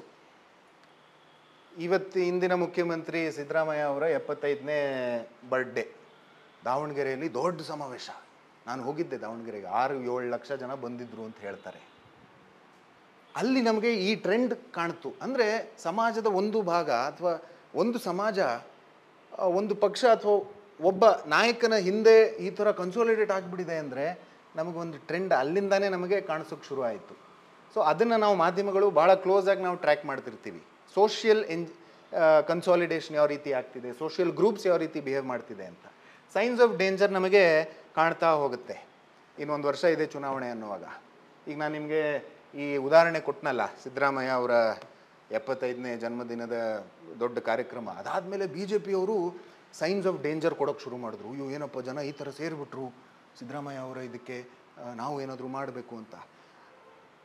ಬಹಿರಂಗ ಹೇಳಿಕೆಗಳು ಡೇಂಜರನ್ನು ತೋರಿಸ್ತಾ ಹೋಗುತ್ತೆ, ಅದು ಯಾವುದೇ ಪಕ್ಷ ಇರಲಿ. ಆದರೆ ಅವ್ರಿಗೆ ಹಿನ್ನಡೆ ಆಗ್ತಿದೆ ಅನ್ನೋದನ್ನು ಅವರು ಬಹಿರಂಗವಾಗಿ ಹೇಳೋಕ್ಕೆ ಶುರು ಮಾಡಿದಾಗ ಅದು ನಮಗೆ ಒಂದು ಟ್ರೆಂಡು. ಇದು ಚುನಾವಣೆ ಯಾವ ದಿಕ್ಕಿನಲ್ಲಿ ಹೋಗಬಹುದು ಅಂತ ನಾವು ಅನಲೈಸ್ ಮಾಡ್ಬೋದು. ಈಗ ಗ್ಯಾರಂಟಿ ಯೋಜನೆಗಳು ಇವತ್ತು ಕರ್ನಾಟಕದಲ್ಲಿ ಜಾರಿಯಾಗಿದೆ. ಆದರೆ ಚುನಾವಣೆ ಪೂರ್ವ ಕಾಂಗ್ರೆಸ್ ಒಂದೊಂದೇ ಅನೌನ್ಸ್ ಮಾಡ್ತಾ ಹೋಯಿತು.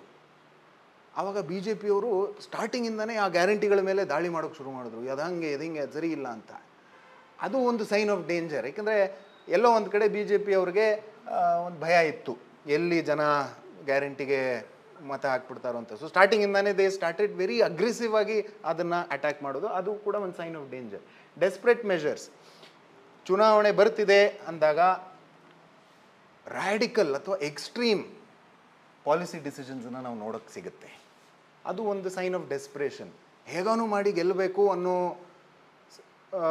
ಪಕ್ಷ ಅಧಿಕಾರದಲ್ಲಿದ್ದಾಗ ಈ ಥರ ಡೆಸ್ಪ್ರೇಟ್ ಪಾಲಿಸಿ ಡಿಸಿಷನ್ಸ್ಗಳಾಗ್ತವೆ. ಉದಾಹರಣೆಗೆ ಕರ್ನಾಟಕದಲ್ಲಿ ಚುನಾವಣೆ ಇನ್ನೇನು ಬರ್ತಾ ಇದೆ ಅನ್ನೋವಾಗ SC/ST ರಿಸರ್ವೇಷನ್ ಹೈಕ್ ಆಗುತ್ತೆ. It's a major decision actually. ತುಂಬ ರ್ಯಾಮಿಫಿಕೇಷನ್ಸ್ ಇರುವಂತಹ ಒಂದು ತೀರ್ಮಾನವನ್ನು ಚುನಾವಣೆ ಇನ್ನೇನು ಬರ್ತಿದೆ ಅನ್ನೋವಾಗ ಆಗುತ್ತೆ. ಇಟ್ಸ್ ಅ ಸೈನ್ ಆಫ್ ಡೆಸ್ಪ್ರೇಷನ್ ಅಂತ ನಾವು ಮಾಧ್ಯಮಗಳೆಲ್ಲ ಅದನ್ನು ಕನ್ಸಿಡರ್ ಮಾಡ್ತೀವಿ. ಪಾರ್ಟಿ ಹಾಪಿಂಗ್ ನಿಮಗೆಲ್ಲ ಗೊತ್ತಿರ್ಬೋದು. ಚುನಾವಣೆ ಹತ್ತಿರ ಬಂದಾಗ ಆಯಾರಾಮ್ ಗಯಾರಾಮ್ ಆ ವ್ಯವಸ್ಥೆಯನ್ನು ನಾವು ನೋಡ್ತೀವಿ. ಆದರೆ ಬಹಳ ಜನ ಒಂದು ಪಕ್ಷದ ಕಡೆ ಹೋಗ್ತಿದ್ದಾರೆ ಅಂದಾಗ ಅದು ನಮಗೊಂದು ಟ್ರೆಂಡು. ಯಾಕಂದರೆ ರಾಜಕಾರಣಿಗಳಿಗೆ ಗೊತ್ತಿರುತ್ತೆ ಯಾವ ಕಡೆ wind is blowing in which direction ಅಂತ. ಸೊ ಎಲ್ಲರೂ ಹೋಗಿ ಒಂದು ಪಕ್ಷ ಸೇರ್ತಿದ್ದಾರೆ ಅಂದರೆ ಬಹುಶಃ ಅದು ಒಂದು ಟ್ರೆಂಡ್ ನಮಗೆ, ದಟ್ ಆ ಪಕ್ಷಗೆ ಅಡ್ವಾಂಟೇಜ್ ಇರ್ಬೋದು ಚುನಾವಣೆಯಲ್ಲಿ ಅಂತ. ಮೂಡ್ ಆನ್ ದ ಗ್ರೌಂಡ್, ಇದು ನಮ್ಮ ಡ್ಯೂ ಡಿಲಿಜೆನ್ಸ್. ಇದೆಲ್ಲವೂ ಹೊರಗಾಗುವಂಥವು ಅಥವಾ ನಮ್ಮ ಕಣ್ಮುಂದೆ ಆಗುವಂಥದ್ದು. ಆದರೆ ಇದು ನಾವು ಮಾಡ್ತೀವಿ. ನಾವು ಗ್ರೌಂಡಿಗೆ ಇಳಿದು ನಾವು ಜನರನ್ನು ಮಾತಾಡಿಸಿ ನಾವು ಅಭಿಪ್ರಾಯ ಸಂಗ್ರಹ ಮಾಡಿ ನಾವು ಅದನ್ನು ಬರಿತೀವಿ. ಆವಾಗ ನಮ್ಗೆ ಟ್ರೆಂಡ್ಸ್ ಸಿಗ್ತಾ ಹೋಗುತ್ತೆ. ಪಲ್ಸ್ ಆಫ್ ದ ಪೀಪಲ್ ಅಂತೀವಲ್ಲ, ನಾಡಿ ಮಿಡಿತ ಅಂತೀವಲ್ಲ, ಅದು ನಾವು ತಿಳ್ಕೊಳ್ಳೋವಂಥ ಪ್ರಯತ್ನ ನಾವು ಮಾಡ್ತೀವಿ. ಸ್ಲಾಗ್ ಓವರ್ಸ್ ಅಂದರೆ ಈಗ ನಾನು ಇಷ್ಟೊತ್ತು ಹೇಳಿದ್ದು 1 ವರ್ಷ ಇದೆ ಚುನಾವಣೆ ಅನ್ನೋವಾಗ. ಸ್ಲಾಗ್ ಓವರ್ಸ್ ಅಂದರೆ ಕ್ರಿಕೆಟ್ ನಿಮಗೆ ಗೊತ್ತು. ಇನ್ನೇನಪ್ಪ ಇನ್ನು ಒಂದು 2 ತಿಂಗಳಿದೆ 3 ತಿಂಗಳಿದೆ ಚುನಾವಣೆಗೆ ಅಂದಾಗ ಇಶ್ಯೂ ಬೇಸ್ಡ್ ರಿಪೋರ್ಟಿಂಗ್ ಮತ್ತೆ ಬರುತ್ತೆ. ನಿಮಗೆ ಅನೇಕರು ಹೇಳ್ಬೋದು ಚುನಾವಣೆ ಸಂದರ್ಭಗಳಲ್ಲಿ, ಈ ಚುನಾವಣೆಯಲ್ಲಿ ಏನು ಇಶ್ಯೂನೇ ಇಲ್ಲ ರೀ ಅಂತ. ಇಟ್ಸ್ ಇನ್ ಇಶ್ಯೂಲೆಸ್ ಎಲೆಕ್ಷನ್ ಅಂತಾರೆ. ಆದರೆ ಟ್ರಸ್ಟ್ ಮೀ, ಯಾವ ಇಲೆಕ್ಷನ್ನು ಕೂಡ ಇಶ್ಯೂಲೆಸ್ ಆಗಿರಲ್ಲ. ಇಶ್ಯೂ ಇದ್ದೇ ಇರುತ್ತೆ. ಒಂದು ದೊಡ್ಡ ಇಶ್ಯೂ ಇರುತ್ತೆ, ಇಲ್ಲ ಸಣ್ಣ ಸಣ್ಣದ ಇಶ್ಯೂ ಎಲ್ಲ ಒಟ್ಟಿಗೆ ಬಂದು ಅದ್ರ ಬಗ್ಗೆ ಜನ ಮಾತಾಡ್ಕೊತಾ ಇರ್ತಾರೆ. ಸೊ ಅದನ್ನು ಜನರಿಗೆ ತಿಳಿಸುವಂಥ ಈ ಒಂದು ಚುನಾವಣೆಯಲ್ಲಿ ಎಲೆಕ್ಷನ್ ಇಶ್ಯೂ ಏನು ಅನ್ನೋದು ಜನರಿಗೆ ಇನ್ಫಾರ್ಮ್ ಮಾಡುವಂಥ ಕರ್ತವ್ಯ ಮಾಧ್ಯಮಗಳದ್ದು. ಈ US ಎಲೆಕ್ಷನ್ನ ನೀವು ಯಾರನ್ನು ನಿಮಗೆ ಪರಿಚಯ ಇದ್ದರೆ ಅಲ್ಲಿ ಒಂದು ಕಾನ್ಸೆಪ್ಟ್ ಇದೆ, ಸ್ವಿಂಗ್ ಸೀಟ್ಸ್ ಅಂತ. ಸ್ವಿಂಗ್ ಸೀಟ್ಸ್ ಅಂದರೆ ಆ ರಾಜ್ಯಗಳಲ್ಲಿ ಟ್ರಂಪ್ ಅನ್ನು ಬರ್ಬೋದು, ಬೈಡನ್ ಅನ್ನು ಬರ್ಬೋದು, ಹೇಳೋಕ್ಕಾಗಲ್ಲ, ಹೆಂಗನೂ ಹೋಗ್ಬೋದು ಅಂತ. ಅದಕ್ಕೆ ಸ್ವಿಂಗ್ ಆಗ್ಬೋದು ಅಂತ, ಅದಕ್ಕೆ ಸ್ವಿಂಗ್ ಸೀಟ್ಸ್ ಅಂತಾರೆ. ಕರ್ನಾಟಕದಲ್ಲೂ ಕೂಡ ಚುನಾವಣೆಗಳಲ್ಲಿ ಸ್ವಿಂಗ್ ಸೀಟ್ಸನ್ನು ನಾವು ಐಡೆಂಟಿಫೈ ಮಾಡ್ತೀವಿ. ಈಗ ಉದಾಹರಣೆಗೆ ಮೊನ್ನೆ ನಡೆದಂಥ ಲೋಕಸಭೆ ಚುನಾವಣೆಯಲ್ಲಿ ನೀವೆಲ್ಲ ನೋಡಿರ್ಬೋದು, ಪತ್ರಿಕೆಗಳಲ್ಲಿ ಒಂದು ಕ್ಷೇತ್ರದ ಬಗ್ಗೆ ಭಾಳ ಕವರೇಜ್ ಆಯಿತು, ಬೆಂಗಳೂರು ಗ್ರಾಮಾಂತರ. ಯಾಕಂದರೆ ಅದು ಸ್ವಿಂಗ್ ಸೀಟ್ ಥರ ಇತ್ತು, ಏನು ಬೇಕೂ ಆಗ್ಬೋದು ಅಂತ. 50-50. ಒಂದು ಕಡೆ DK ಸುರೇಶ್, ಇನ್ನೊಂದು ಕಡೆ ಡಾಕ್ಟರ್ ಮಂಜುನಾಥ್, ಇಬ್ಬರು ಒಳ್ಳೆಯ ಅಭ್ಯರ್ಥಿ. ಅಂದರೆ ಇಬ್ಬರು ಕೆಲಸ, ಅಂದರೆ ಒಬ್ಬರು ಫ್ರೆಶರು, ಇನ್ನೊಬ್ಬರು ಎಕ್ಸ್ಪೀರಿಯನ್ಸ್ಡು. ಸ್ವಿಂಗ್ ಸೀಟ್ ಅದಕ್ಕೆ ಆ ಥರ ಸೀಟ್ಗಳನ್ನು ನಾವು ಐಡೆಂಟಿಫೈ ಮಾಡಿ ಹೆಚ್ಚು ಜನರಿಗೆ ಮಾಹಿತಿ ಕೊಡುವಂಥದ್ದನ್ನು ಮಾಡ್ತೀವಿ. ಇದು ನಾನು ನಿಮ್ಗೆ ಹಿಂದೆ ಹೇಳಿದೆ, ನಾವು ಎಕ್ಸ್ಟೆನ್ಸಿವ್ ಆಗಿ ಟ್ರಾವೆಲ್ ಮಾಡ್ತೀವಿ. ನಮಗೆ ಚುನಾವಣೆ ಬಂದಿದೆ ಅಂದರೆ ನಮಗೂ ಟ್ರಾವೆಲ್ ಮಾಡುವಂಥ ಒಂದು ಸಂದರ್ಭ. ನಾನು ಉದಾಹರಣೆಗೆ 19 ಲೋಕಸಭೆ ಚುನಾವಣೆಗೆ ಮಂಡ್ಯ, ಹಾಸನ ಈ ಥರ ಎಲ್ಲ ಹೋಗಿದ್ದೆ. ಇಲ್ಲಿಂದ ಬೆಂಗಳೂರಿಂದ ನಾವು ಬೆಳಗಾಂವರೆಗೂ ಕಳಿಸ್ತೀವಿ ಯಾಕಂದರೆ ಒಬ್ಬ ರಿಪೋರ್ಟ್ರ್ ಹೋದಾಗಲೇ ಗ್ರೌಂಡ್ ಮೇಲೆ ಗೊತ್ತಾಗುತ್ತೆ ಜನ ಏನು ಮಾತಾಡ್ಕೋತಿದ್ದಾರೆ, ಅಲ್ಲಿಯ ವಾತಾವರಣ ಏನು ಅಂತ. ಕ್ಯಾಂಪೇನ್ ಟ್ರೇಲ್ ಕೂಡ ನಾವು ಮಾಡ್ತೀವಿ, ನೀವು ಪತ್ರಿಕೆಗಳಲ್ಲಿ ನೋಡಿರ್ಬೋದು. ಇದು ಏನು ಅಂತಂದರೆ, ನಾವೊಂದು ಸ್ಪೆಕ್ಟೇಟರಾಗಿ ಹೋಗ್ತೀವಿ. ಈಗ ಒಬ್ಬರು ಚುನಾವಣೆ ಅಭ್ಯರ್ಥಿ ಇರ್ತಾರೆ, ಅವ್ರದ್ದು ಒಂದು ಕ್ಯಾಂಪೇನ್ ವೆಹಿಕಲ್ ಮಾಡ್ಕೊಂಡಿರ್ತಾರೆ, ಓಪನ್ ಕ್ಯಾಂಟರ್ ಥರ. ನಾವು ಅದನ್ನು ಹತ್ಕೋತೀವಿ ಅವ್ರ ಜೊತೆ. ಅವ್ರ ವ್ಯೂ ಪಾಯಿಂಟ್ ನಮಗೆ ಸಿಗುತ್ತೆ ಅವಾಗ. ಅವ್ರು ಯಾವ ಥರ ಜನರನ್ನು ಅಡ್ರೆಸ್ ಮಾಡ್ತಿದ್ದಾರೆ, ಜನರು ಯಾವ ಥರ ಅವ್ರನ್ನ ರಿಸೀವ್ ಮಾಡ್ತಿದ್ದಾರೆ ಅನ್ನೋದನ್ನು ನಾವು ಅದನ್ನು ಆಮೇಲೆ ಬಂದು ಬರಿತೀವಿ. ಅದು ಕೂಡ ಕ್ಯಾಂಪೇನ್ ಟ್ರೇಲ್ ನಾವು ಮಾಡುವಂಥದ್ದು. ಇದು ರಾಜಕೀಯ ವರದಿಗಾರರು ಮಾಡ್ತಾರೆ ಇದನ್ನು. ಪ್ರತಿಯೊಂದು ಪಕ್ಷದಲ್ಲೂ ನಿಮಗೆ ಕೆಲವ್ರು ಗೊತ್ತಿರ್ಬೋದು, ಬಿಹೈಂಡ್ ದ ಸೀನ್ಸ್ ಕೆಲಸ ಮಾಡೋರು ಇರ್ತಾರೆ. ಅವ್ರು ಮುನ್ನೆಲೆಗೆ ಬರಲ್ಲ. ಅವ್ರ ಕೆಲಸ ಏನು ಅಂದರೆ ಹಿಂದೆ ನಿಂತ್ಕೊಂಡು ಏನಾಗಬೇಕು ಅಂತ ನೋಡ್ಕೊಳ್ಳೋದೇ ಅವ್ರ ಕೆಲಸ. ಮತ್ತು ಇಂಥವರು ಡೇಟಾ ಯೂಸ್ ಮಾಡ್ತಿರ್ತಾರೆ. ಈಗ ಎಲ್ಲಿ ಅವ್ರು ಸರ್ವೆ ಮಾಡಿಸ್ತಿರ್ತಾರೆ, ಈ ಪಕ್ಷ ಎಲ್ಲಿ ಚೆನ್ನಾಗಿ ಆಗ್ತಾಯಿದೆ, ನಮಗೆ ಎಲ್ಲಿ ಚೆನ್ನಾಗಿ ಆಗ್ತಿಲ್ಲ ಅನ್ನೋದನ್ನು ಡೇಟಾ ಮುಖಾಂತರ ಅವ್ರು ಹೇಳ್ತಾರೆ. ನಾವು ಚುನಾವಣೆ ಸಂದರ್ಭಗಳಲ್ಲಿ ಇವರು ಕೂಡ ನಮಗೆ ಡಿಫ್ರೆಂಟ್ ಪರ್ಸ್ಪೆಕ್ಟಿವ್ಸ್ ಕೊಡ್ತಾರೆ. ಯಾಕಂದರೆ ಅವ್ರ ಎಲೆಕ್ಷನ್ ನೋಡೋ ದೃಷ್ಟಿನೇ ಬೇರೆ ಇರುತ್ತೆ. ಸೊ ನಾವು ಅವ್ರ ಜೊತೆನೂ ನಾವು ಸಂಪರ್ಕದಲ್ಲಿ ಇರ್ತೀವಿ. ಕೊನೆ ಪಾಯಿಂಟು, ಮೀಡಿಯಾ ಮಾಡಬೇಕಾಗಿರುವಂಥ ಕೆಲಸ question what ever is counter intuitive. ಅಂದರೆ ಈಗ ನಾವೆಲ್ಲ ನಾವು ಅಡ್ಡಾಡಿರ್ತೀವಿ ರಿಪೋರ್ಟರ್ಗಳು. ನಮಗೆ ಒಂದು ಅನಿಸಿರುತ್ತೆ, ಇಲ್ಲಪ್ಪ ಈ ಚುನಾವಣೆ ಹಿಂಗೆ ಹೋಗ್ತಾ ಇದೆ ಅಂತ. ನಮ್ಮ intuition based on what we have seen, ನಾವೇನು ನೋಡಿರ್ತೀವೋ ಅದ್ರ ಪ್ರಕಾರ.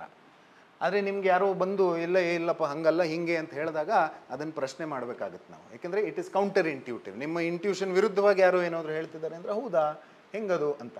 ಇದಕ್ಕೊಂದು ಉದಾಹರಣೆ ಕೊಡ್ತೀನಿ. 23ರ ಅಸೆಂಬ್ಲಿ ಚುನಾವಣೆ, ಇದು ಮಾರ್ಚ್ ಕೊನೆ ಅಥವಾ ಏಪ್ರಿಲ್ ಮೊದಲನೇ ವಾರದಲ್ಲಿ ಅಣ್ಣಾಮಲೈ ಅವರು ಬಂದಿದ್ದರು. ಅವರು ಸಹ ಪ್ರಭಾರಿಯಾಗಿದ್ದರು ಕರ್ನಾಟಕದಲ್ಲಿ BJPಗೆ. ಅವರು ಇಂಟರ್ವ್ಯೂ ಇತ್ತು, ನಾನೇ ಹೋಗಿದ್ದೆ. ಈ BJP ಪಕ್ಷದಲ್ಲಿ ಒಬ್ಬರು ಬಿಹೈಂಡ್ ದ ಸೀನ್ಸ್ ಕೆಲಸ ಮಾಡೋರು ಅವ್ರ ಜೊತೆ ನಾನು ಸಂಪರ್ಕದಲ್ಲಿದ್ದೆ. ಅವರು ಹೀಗೆ ಡೇಟಾ ಸರ್ವೆ ಮಾಡಿಸೋದು ಎಲ್ಲ ಮಾಡ್ತಿದ್ರು. ನಾನು ಆ ವ್ಯಕ್ತಿ ಬೆನ್ನು ಹತ್ತಿದ್ದೆ, ನಿಮ್ಮ ಸರ್ವೆ ಏನು ಹೇಳ್ತಿದೆ ಹೇಳಿಪ್ಪ, ಸ್ವಲ್ಪ ಹೇಳಿ ಅಂತ. ಅಣ್ಣ ಮೇಲೆ ಸಂದರ್ಶನಕ್ಕೆ ನಾನು ಹೋಗಿದ್ದ ಜಾಗದಲ್ಲಿ ಅವರು ಕೂಡ ಇದ್ದರು. ಅವಾಗ ಅವ್ರು ಹೇಳಿದ್ರು, ನೀವು ಕೇಳ್ತಿದ್ರಲ್ಲಪ್ಪ ನೋಡಿ ಅಂತ ಫೋನಲ್ಲಿ ತೋರಿಸಿದ್ರು. ಮಾರ್ಚ್ ಏಪ್ರಿಲ್ ಸಮಯ ಇದು. ಮೇನಲ್ಲಿ ಚುನಾವಣೆ. ಅವ್ರು ಹೇಳ್ತಾರೆ ನಾವು 100 ಸೀಟ್ ಗೆಲ್ತಾ ಇದ್ದೀವಿ ಅಂತ. ನಾನು ಹೌದಾ, ಆ ಥರ ಇಲ್ವಲ್ಲ ವಾತಾವರಣ ನಿಮಗೆ ಅಂತ. Because it was counter intuitive. ನನಗೆ 100 ಸೀಟು ಅಂದರೆ ಹೆಂಗದು ಅಂತ ನಾನು ಅವ್ರು ಕೇಳಿದೆ, ಹೆಂಗಪ್ಪ ಎಕ್ಸ್ಪ್ಲೇನ್ ಮಾಡುವಂತ. ಅವರ ಎಕ್ಸ್ಪ್ಲನೇಷನ್ ಕೊಟ್ಟರು. ಬಟ್ ಇದರಿಂದ ಕೆಲವ್ರು ಏನಾಗುತ್ತೆ, ಪತ್ರಕರ್ತರು ಇದನ್ನು ಹೇಳಿದಾಗ ದೇ ಗೆಟ್ ಕ್ಯಾರಿಡ್ ಅವೇ.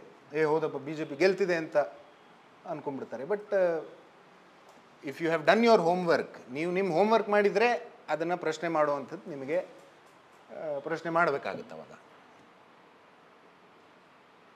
ಈಗ ನಾನು ನಿಮಗೆ ಮಾಧ್ಯಮಗಳಿಗೆ ಫೇಸ್ ಮಾಡ್ತಿರುವಂಥ ಚಾಲೆಂಜಸನ್ನು ನಿಮ್ಮ ಜೊತೆ ಮುಕ್ತವಾಗಿ ಹಂಚ್ಕೋತೀನಿ. ಇಲ್ಲಿ ಪ್ರೆಷರ್ಸ್ ಆಫ್ ಪೋಲರೈಸೇಷನ್ ನಿಮಗೆ ಗೊತ್ತಿದೆ. ಮುಂಚೆಯಿಂದನೂ ಇದು ಇದೆ, ಮತ್ತು ಈಗ ಇನ್ನಷ್ಟು ನಮ್ಮ ಕಣ್ಮುಂದೆ ಕಾಣುತ್ತೆ. ಪೋಲರೈಸೇಷನ್, ಸಮಾಜವೇ ಪೋಲರೈಸ್ಡ್ ಆಗಿ ಮುಂಚಿಂದನೂ ಇತ್ತು ಬಹುಶಃ, ಆದರೆ ಈಗ ಇನ್ನಷ್ಟು ಅದು ಮುನ್ನೆಲೆಗೆ ಬಂದಿದೆ. ಇದರ ಪರಿಣಾಮ ನಮ್ಮ ಮೇಲೂ ಬೀಳ್ತಾ ಇದೆ. ಇವತ್ತು ಒಬ್ಬ ಪತ್ರಕರ್ತನಿಗೆ ಅವನ ರೀಡರ್ಸೇ ಪ್ರಶ್ನೆ ಮಾಡುವಂಥ, ಏನು ಪ್ರಶ್ನೆ, ನೀನು ರೈಟಾ ಲೆಫ್ಟಾ? ಹೌದು ಅಂದರೆ ನೀನೇನೋ ಹಿಂಗೆ ಬರೆದಿದೆಯಾ ಅಂದರೆ ನೀನು ಇನ್ನೊಂದು ಅಂತ. ಈಗ ನಾನು BJP ಇರೋದನ್ನು ಬರೆದಿರ್ತೀವಿ ನಾವು. BJPಗೆ ಏನೋ ಹಿನ್ನಡೆ ಆಗಿದೆ ಅಂತ ನಾವು ಅದನ್ನು ಅನಾಲಿಸಿಸ್ ಮಾಡಿ ಬರೆದಿರ್ತೀವಿ. ಇಲ್ಲ ನೀನು ಹಿಂಗೆ ಬರೆದಿದೆ ಅಂದರೆ ನೀನು ಲೆಫ್ಟಿಸ್ಟು, ನೀನು ಲಿಬರಲ್ಲು, ಸಿಕ್ಯುಲರು ಅಂತ ಏನೇನೋ ಪದಗಳಿದೆ. ಅದೇ ನಾನು ಇನ್ನೊಂದು ಪಕ್ಷದ ಬಗ್ಗೆ ನಾನು ನೆಗೆಟಿವ್ ಬರೆದ್ರೆ ನೀನು ಚಡ್ಡಿ, ನೀನು ಸಂಘಿ, ಭಕ್ತ. ನಮಗೆ ಈ ಪ್ರೆಷರ್ ಮುಂಚೆ ಇರಲಿಲ್ಲ. ಆದರೆ ಇದು ಯಾಕೆ ಹಿಂಗಾಗಿದೆ ಅಂದರೆ ಜನನೇ ಪೋಲರೈಸ್ಡ್ ಆಗಿಬಿಟ್ಟಿದ್ದಾರೆ. ಅದು ನಮ್ಮ ಮೇಲೆ. ಆದರೆ we are train to not fall for this. ಈಗ ನಮ್ಮ ಕೆಲಸ ನಾವು ಮಾಡ್ತಾ ಹೋಗ್ತೀವಿ. ಆದರೆ ಇದು ನಮಗೆ ಟ್ರೋಲ್ ಮಾಡ್ತಾರೆ ಪತ್ರಕರ್ತರಿಗೆ, ಭಾಳ ಟ್ರೋಲ್ ಆಗುತ್ತೆ. ನೀವು ಟ್ವಿಟ್ಟರಲ್ಲೆಲ್ಲ ಇದ್ದರೆ ನೀವು ನೋಡ್ಬೋದು, ಕೆಲವು ಪತ್ರಕರ್ತರಿಗೆ ತುಂಬ ಅದು ಇದಾಗುತ್ತೆ. ಇದು ಪ್ರಿಂಟ್ಗೆ, ಒಟ್ಟಾರೆ ಮೀಡಿಯಾಗೆ ಇದು ಚಾಲೆಂಜು. ಮೀಡಿಯಾ ಅನ್ನೋದು ಇಟ್ ಶುಡ್ ಬಿ ಇಂಡಿಪೆಂಡೆಂಟ್ ಅನ್ನೋದನ್ನು ನಾವೆಲ್ಲ ಒಪ್ಕೋತೀವಿ. ಆದರೆ ಅದಕ್ಕೆ ಇವತ್ತು ಚ್ಯುತಿ ಬರುವಂಥ ಅನೇಕ ಸಂದರ್ಭಗಳು ನಮ್ಮ ಮುಂದೆ ಇದೆ. ಒಂದು ಪ್ರಿಂಟ್ ಮಾಧ್ಯಮಕ್ಕೆ biggest source of revenue is ಸರ್ಕಾರಿ ಅಡ್ವರ್ಟೈಸ್ಮೆಂಟ್ಗಳು. ಯಾರೇ ಇರಲಿ ಸರ್ಕಾರದಲ್ಲಿ ಈ ಥರ ಪ್ರಸಂಗಗಳು ನಮಗೆ ಆಗ್ತಾನೇ ಇರುತ್ತೆ. ಈಗ ನಾವೇನೋ ನೆಗೆಟಿವ್, ಈಗ ಅವ್ರೇನೋ ಹಗರಣ ಮಾಡ್ಕೊಂಡಿರ್ತಾರಪ್ಪ, ನಾವು ಅದನ್ನು ಜೋರಾಗಿ ಬರಿತಿರ್ತೀವಿ. ಆವಾಗ ಸರ್ಕಾರದಿಂದ ಕಾಲ್ ಬರುತ್ತೆ, ನಿಮಗೆ ಆ್ಯಡು ತೊಂದರೆ ಆಗುತ್ತೆ, ನೀವು ಸ್ವಲ್ಪ ಟೋನ್ ಡೌನ್ ಮಾಡಿ, ಅಥವಾ ನೀವು ನಮಗೆ ಸಪೋರ್ಟಿವ್ ಆಗಿ ನೀವು ಮಾಡಲಿಲ್ಲ ಅಂದರೆ ನಿಮಗೆ ಆ್ಯಡ್ ತೊಂದರೆ ಆಗುತ್ತೆ ಅಂತ. ಕೆಲವು ಸಂದರ್ಭಗಳಲ್ಲಿ ಆ್ಯಡ್ ನಿಲ್ಲಿಸಿರೋ ಅಂಥದ್ದನ್ನು ಕೂಡ ನಾವು ನೋಡಿದ್ದೀವಿ. ಇದು ನಮಗೆ ಒಂದು ಥ್ರೆಟ್ಟು. ಇನ್ನೊಂದು ಥ್ರೆಟ್ಟು ನಾನು ನಿಮ್ಮ ಹತ್ರ ಆ್ಯಕ್ಚುಲಿ ಹೇಳಬೇಕು ಅಂತ ನಾನು ಸ್ಪೆಷಲಿ ಇದನ್ನು ನೋಟ್ ಮಾಡ್ಕೊಂಡ್ಬಂದೆ. ಇತ್ತೀಚಿನ ಸಮಯದಲ್ಲಿ ಈ ಥ್ರೆಟ್ಟು ಮೀಡಿಯಾಗೆ ಬರ್ತಾ ಇದೆ. ಏನು ಅಂತಂದರೆ ಇಂಜಂಕ್ಷನ್ಗಳು. ಎಲ್ಲರೂ ಹೋಗಿ ಕೋರ್ಟ್ಗೆ ಹೋಗಿ ಇಂಜಂಕ್ಷನ್ ತೊಗೊಂಡ್ಬಿಡೋದು, ಏನೂ ಬರೆಯೋಂಗಿಲ್ಲ ಮೀಡಿಯಾ ಅಂತ. ಎಲ್ಲರೂ ರಾಜಕಾರಣಿಗಳು ಬಹುತೇಕ, ಮತ್ತು ಸೆಲೆಬ್ರಿಟೀಸು ತೊಗೋತಾರೆ. ಪಾಪ ನಮ್ಮ ಚಾಲೆಂಜಿಂಗ್ ಸ್ಟಾರ್ ದರ್ಶನ್ ಅವರು ಒಂದು ತೊಗೊಂಡಿಲ್ಲ ನೋಡಿ ಇಂಜಂಕ್ಷನ್ನು. ಒಟ್ಟಿನ ಪ್ರಜ್ವಲ್ ರೇವಣ್ಣ ತೊಗೊಂಡಿದ್ದಾರೆ, ಎಲ್ಲರೂ ತೊಗೊಂಡಿದ್ದಾರೆ. ಸಚಿವರುಗಳಿದ್ದಾಗ BJP ಸರ್ಕಾರದಲ್ಲಿ ಒಂದು 6-7 ಜನ ತೊಗೊಂಡಿದ್ರು. ಇಂಜಂಕ್ಷನ್ ಏನು ಅಂತಂದರೆ ಬ್ಲ್ಯಾಂಕೆಟ್ ಬ್ಯಾನು, ಏನೂ ಬರೆಯೋ ಹಾಗಿಲ್ಲ ನೀವು ಅಂತ. ಅದು ಎಸ್ಪೆಷಲಿ ಕರ್ನಾಟಕದ ನ್ಯಾಯಾಲಯಗಳು ಕೊಡೋ ಅಂಥದ್ದು. ಈ ಬೇರೆ ರಾಜ್ಯಗಳಲ್ಲಿ ನೀವು ಸ್ವಲ್ಪ ನೋಡಿ, ಈ ವ್ಯವಸ್ಥೆ ಕಡಿಮೆ. ಇಂಜಂಕ್ಷನ್ ಅಂದರೆ ರೇರೆಸ್ಟ್ ಆಫ್ ರೇರ್ ಕೇಸಲ್ಲಿ ಕೊಡುವಂಥದ್ದು. ಆದರೆ ಇಲ್ಲಿ ಯಾರು ಹೋದರೂ ಕೊಡುವಂಥದ್ದು. ಅದು ಮೀಡಿಯಾಗೆ ಸಮಸ್ಯೆ ಆಗುತ್ತೆ. ಈಗ ನಾವು ಇಂಜಂಕ್ಷನನ್ನು ವೈಲೇಟ್ ಮಾಡಿ ಬರೆದ್ರೆ ನಾಳೆ ನಾವೇ ಹೋಗಿ ಮಿಲಾರ್ಡ್ ಅಂತ ನಾವೇ ಕಂಟೆಂಪ್ಟ್ ಆಗಿಬಿಡುತ್ತೆ ಅವಾಗ. ಅದಕ್ಕೆ ಡೆಕ್ಕನ್ ಹೆರಾಲ್ಡು, ಪ್ರಜಾವಾಣಿ, ನಮ್ಮ ಮಾಧ್ಯಮ ಸಂಸ್ಥೆ ಈ ಥರ ನಮಗೆ ಇಂಜಂಕ್ಷನ್ ಬಂದಾಗಲೆಲ್ಲ ನಾವು ಅದನ್ನು ಅಪೀಲ್ ಮಾಡ್ತೀವಿ, ನಾವು ಅದನ್ನು ಚಾಲೆಂಜ್ ಮಾಡ್ತೀವಿ. ಆದರೆ ಮೀಡಿಯಾ ಕಲೆಕ್ಟಿವ್ಲಿ ಇದನ್ನು ಮಾಡಿದಾಗ ಮಾತ್ರ ಇದನ್ನು ನಾವು ಫೇಸ್ ಮಾಡ್ಬೋದು. ಆಮೇಲೆ ಇಂಜಂಕ್ಷನು ಎಲ್ಲರಿಗೂ ತೊಗೊಂಡ್ಬಿಡ್ತಾರೆ. ನೀವು ಇಂಜಂಕ್ಷನ್ ಒಂದು ಪೆಟಿಷನ್ ನೋಡಿದ್ರೆ ಪೆಟಿಷನರ್ ಹೆಸರು ವರ್ಸಸ್ ಒಂದು 40-50 ಹೆಸರು ಇರುತ್ತೆ. ಊರಲ್ಲಿರೋ ಮೀಡಿಯಾ ಹೆಸರು ಎಲ್ಲ ಅದರಲ್ಲಿ ಸೇರಿರುತ್ತೆ. ಎಲ್ಲರಿಗೂ ಬ್ಯಾನ್, ಏನೂ ಬರೆಯೋಂಗಿಲ್ಲ ಅಂತ. ಅದು ಒಂದು ದೊಡ್ಡ ಥ್ರೆಟ್ಟಾಗಿ ನಮಗೆ ಇದೆ. Lack of transparency. ನಾನು ನಿಮ್ಗೆ ಹಿಂದೆ ಹೇಳಿದೆ, ಕರ್ನಾಟಕದಲ್ಲಿ ತಕ್ಕ ಮಟ್ಟಿಗೆ ಟ್ರಾನ್ಸ್ಪರೆನ್ಸಿ ಇದೆ. ಎಲ್ಲ ದತ್ತಾಂಶವನ್ನು ಅವರು ಸಾರ್ವಜನಿಕವಾಗಿ ಹಂಚ್ಕೋತಾರೆ ಅಂತ.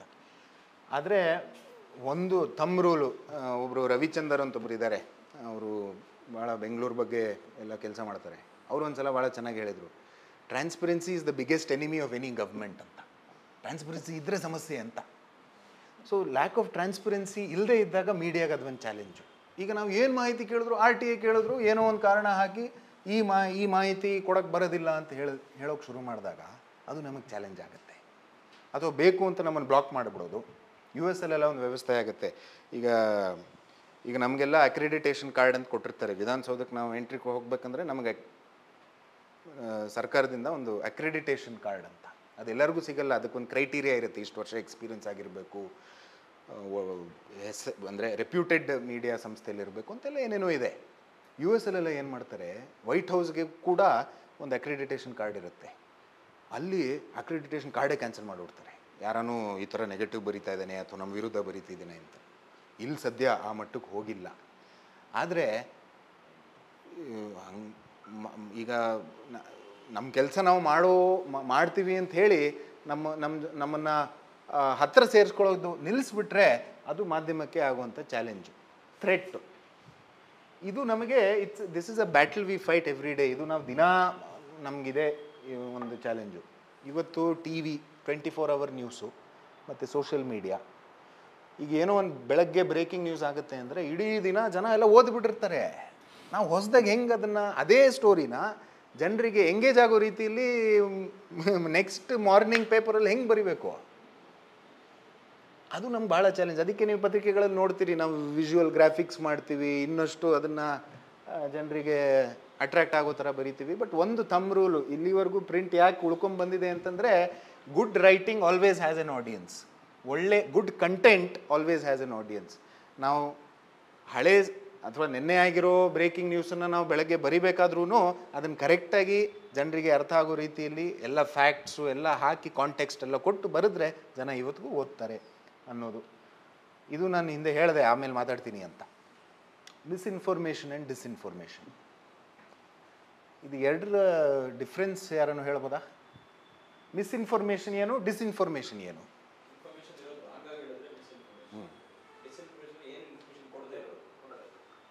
ಫಸ್ಟ್ ಒನ್ ಕರೆಕ್ಟು, ಎರಡನೇದು ಹಾಂ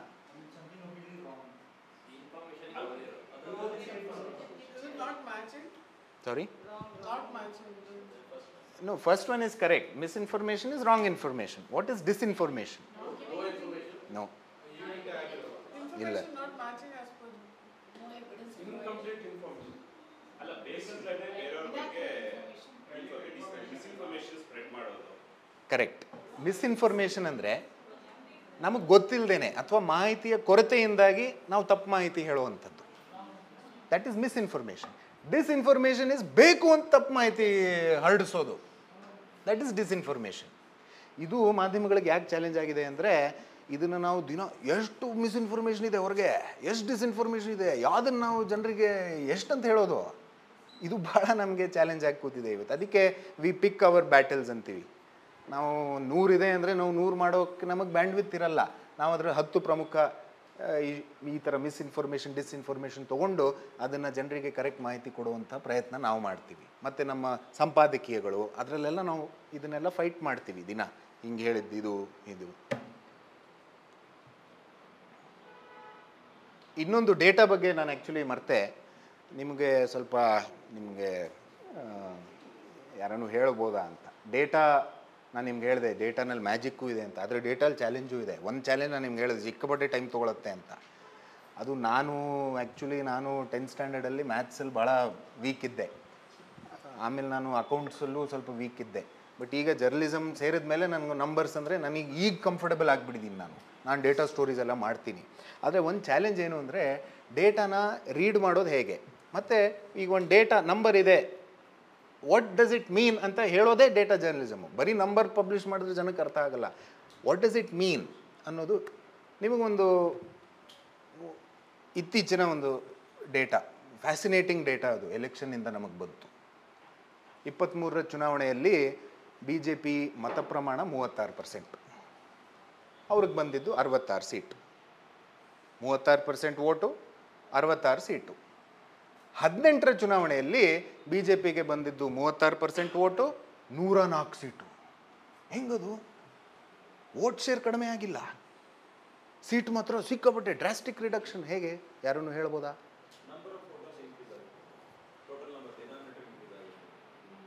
okay,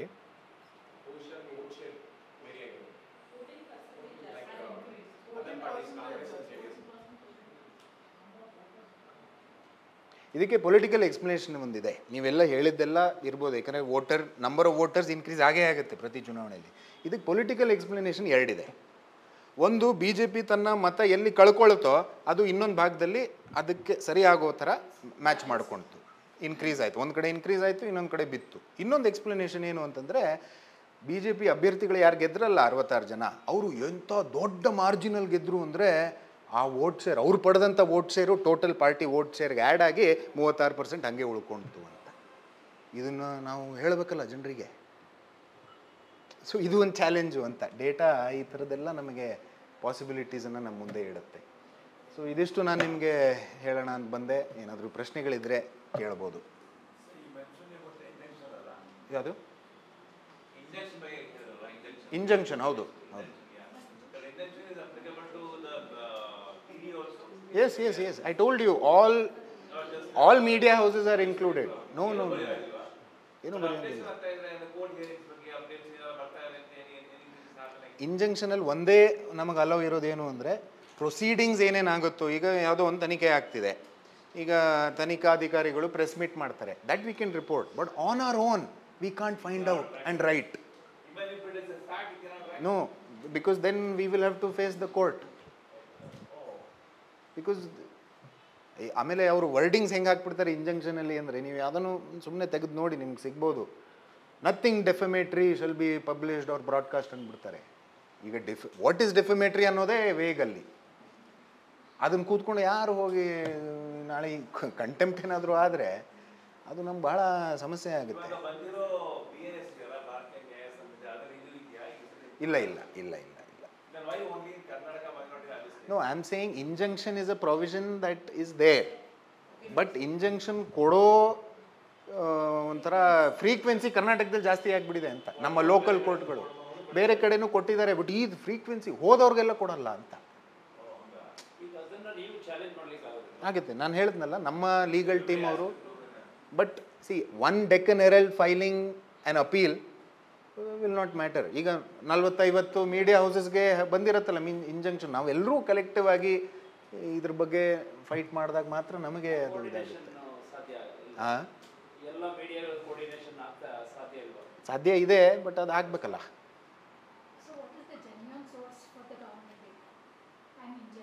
Government is the no there I told you Kodi. No, I told you the Kodi ಅಂತ ಒಂದಿದೆ, Karnataka open data initiative, KODI. They have a website and there you will find it's an open access portal. Excel format ಅಲ್ಲಿ ಅಥವಾ ಬೇರೆ ಬೇರೆ ನಿಮಗೆ ಅನುಕೂಲ ಅಥವಾ ನಿಮಗೆ ಯಾವ ಫಾರ್ಮ್ಯಾಟಲ್ಲಿ ಬೇಕೋ ಅಲ್ಲಿ ಡೇಟಾ ಸಿಗುತ್ತೆ. Department wise you can navigate and that is one source. And the respective some departments are updated with their data. Finance department, for example, they put out monthly numbers. Finance department. So those are authentic sources. Sir.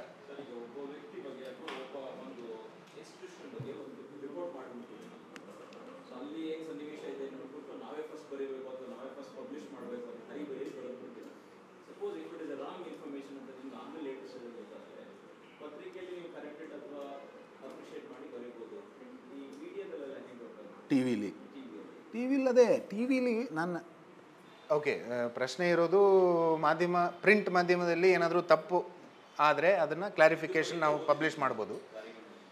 T ವಿಗಳಲ್ಲಿ ಹೇಗೆ ಅಂತ, T ವಿಗಳಲ್ಲಿ ಒಂದು ಆ video ತೆಗಿತಾರೆ, ಇಲ್ಲದೇ ಇರೋಂಗೆ ಮಾಡಿಬಿಡ್ತಾರೆ. ಒಂದು ಅವ್ರು T ವಿಗಳಲ್ಲಿ ಪ್ರಸಾರ ಮಾಡಲ್ಲ, ಮತ್ತೆ ಅವ್ರು ಯೂಟ್ಯೂಬಿಂದ ತೆಗಿಯೋದು, ಮತ್ತು ಬೇರೆ ಬೇರೆ ಅವರ ಸೋಷಿಯಲ್ ಇದರಲ್ಲಿ ತೆಗಿಯೋದು. ಬಟ್ ನೀವು ಕೇಳಿದ್ದು ವೇರ್ ಇಸ್ ದ ಕ್ಲಾರಿಫಿಕೇಷನ್. ತೆಗಿಯೋದು ಒಂದು, ಬಟ್ ನಾವು ಹೇಳಿದ ತಪ್ಪು ಅಂತ ಹೇಳಬೇಕಲ್ಲ ಜನರಿಗೆ. ಅದಕ್ಕೆ ನಾನು ನಿಮ್ಗೆ ಹೇಳಿದ್ದು ಕ್ರೆಡಿಬಿಲಿಟಿ ಇವತ್ತು ಉಳಿದಿರೋದು ಪ್ರಿಂಟ್ ಮಾಧ್ಯಮದಲ್ಲಿ ಅಂತ ನಾನು ನಿಮ್ಗೆ ಅದಕ್ಕೆ ಹೇಳಿದ್ದು. ಸರ್, ಮೀಡಿಯಾಗೆ ಪ್ರೆಸ್ ಕೌನ್ಸಿಲ್ ಅಂತ ಒಂದಿದೆ. It's a national body. It's not a regulatory body, but it's a more ಏನು ಹೇಳ್ತಾರೆ, recommendatory body. But media, there are media laws, so we are regulated under media laws. ಮತ್ತು printing ಪಬ್ಲಿಷಿಂಗಿಗೆಲ್ಲ ಒಂದು ಕಾನೂನಿದೆ. We have boundaries, of course.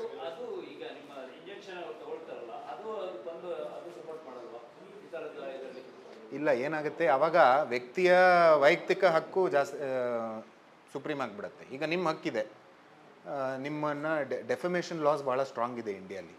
Defamation, ಈ ಮಾನಹಾನಿ ಕಾನೂನು ಭಾಳ strong ಇದೆ.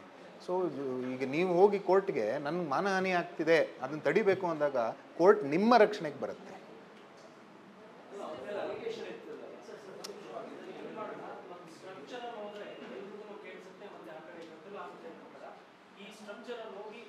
ಓಕೆ,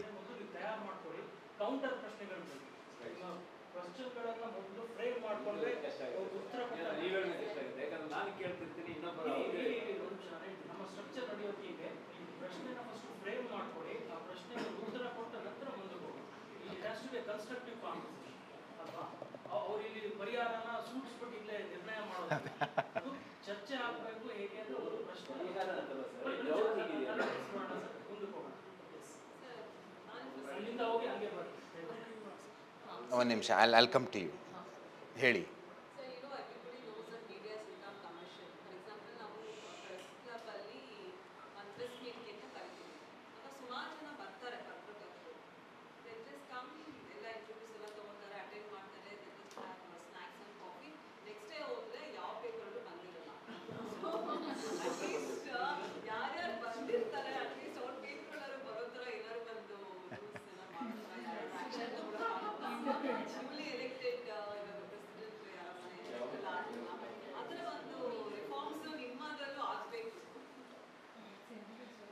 ಅಲ್ಲ ಅದು ಈಗ ನನ್ನ no the question is press ಕ್ಲಬಲ್ಲಿ ಆಗೋ ಪ್ರೆಸ್ ಕಾನ್ಫರೆನ್ಸ್ಗಳು ಬಹುತೇಕ ಜಾಸ್ತಿ ಕವರ್ ಆಗಲ್ಲ ಅನ್ನೋದು ಯಾಕೆ, ಅದಕ್ಕೇನು ಪರಿಹಾರ ಅನ್ನೋದು ಪ್ರಶ್ನೆ. ಅದೇ ಬಂದಿರೋರನ್ನು ಬರಿಬೇಕಲ್ಲ ಅಂತ. ಬಟ್ ನೋಡಿ, ನನ್ನ ಫ್ರೆಟರ್ನಿಟಿ ಬಗ್ಗೆನೇ ನಾನು ಸ್ವಲ್ಪ ಡರ್ಟ್ ಹೇಳ್ಕೊಬೇಕಾಗತ್ತೆ. ಈಗ ಪ್ರೆಸ್ ಕ್ಲಬ್ಬು ಒಂಥರ ಅದೇ ಒಂಥರ ಜಗತ್ತು. ಮತ್ತು ರಿಫಾರ್ಮ್ ಆಗಬೇಕು. Hopefully it will happen. But ನಿಮ್ಮ ಪ್ರಶ್ನೆಗೆ ಉತ್ತರ, you can directly approach main stream. ಈಗ ಇಂಗ್ಲೀಷಲ್ಲಿ 4 ಪತ್ರಿಕೆ ಇದೆಪ್ಪ, ಎಲ್ಲ ಅಲ್ಲಲ್ಲೇ ಇದೆ. ಟೈಮ್ಸ್ ಆಫ್ ಇಂಡಿಯಾ, ಡೆಕ್ಕನ್ ಹೆರಾಲ್ಡು ಅಲ್ಲಲ್ಲೇ ಇದೆ, ಹಿಂದೂ ಅಲ್ಲಿದೆ, ಎಕ್ಸ್ಪ್ರೆಸ್ಸು, ಎರಡೂ ಅಕ್ಕಪಕ್ಕ. ಹೋಗಿ ಒಂದು ರೌಂಡ್ ನೀವು ಪ್ರೆಸ್ ಕ್ಲಬ್ಬಲ್ಲಿ ಈ ಥರ ಸಮಸ್ಯೆ ಇರೋದು ನಿಜ. ಸೊ ನಿಮ್ಗೆ ಕವರೇಜ್ ಬೇಕು ಅಂದರೆ ನಿಮ್ಮ ಕಂಟೆಂಟನ್ನು ಒಂದು ಪ್ರೆಸ್ ನೋಟ್ ಮಾಡಿಕೊಂಡು ನೀವು ನೇರವಾಗಿ ಆಫೀಸ್ ಕಚೇರಿಗಳು ಕೊಟ್ಟರೆ ಖಂಡಿತ ಅದನ್ನು ಬರುತ್ತೆ. ಹಾಗೆಯೇ ಕನ್ನಡ ಪತ್ರಿಕೆಗಳು ಕೂಡ ಪ್ರಮುಖ 4-5 ಕಡೆ ನೀವು ಡೈರೆಕ್ಟಾಗಿ ಹೋಗಿ ಮಾಡ್ಬೋದು. ಚೀಫ್ ರಿಪೋರ್ಟರ್ಗಳು ಇರ್ತಾರೆ. I understand.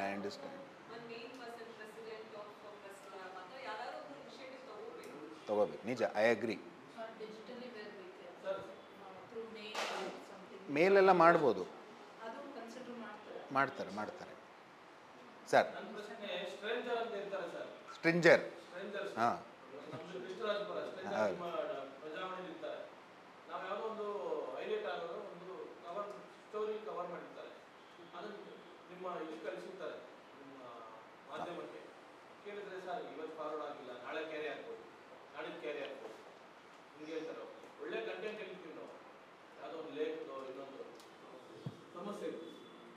ಸರ್ ಒಂದು ಸ್ಪೇಸು ಕನ್ಸ್ಟೆಂಟ್ ಇದ್ದೇ ಇದೆ.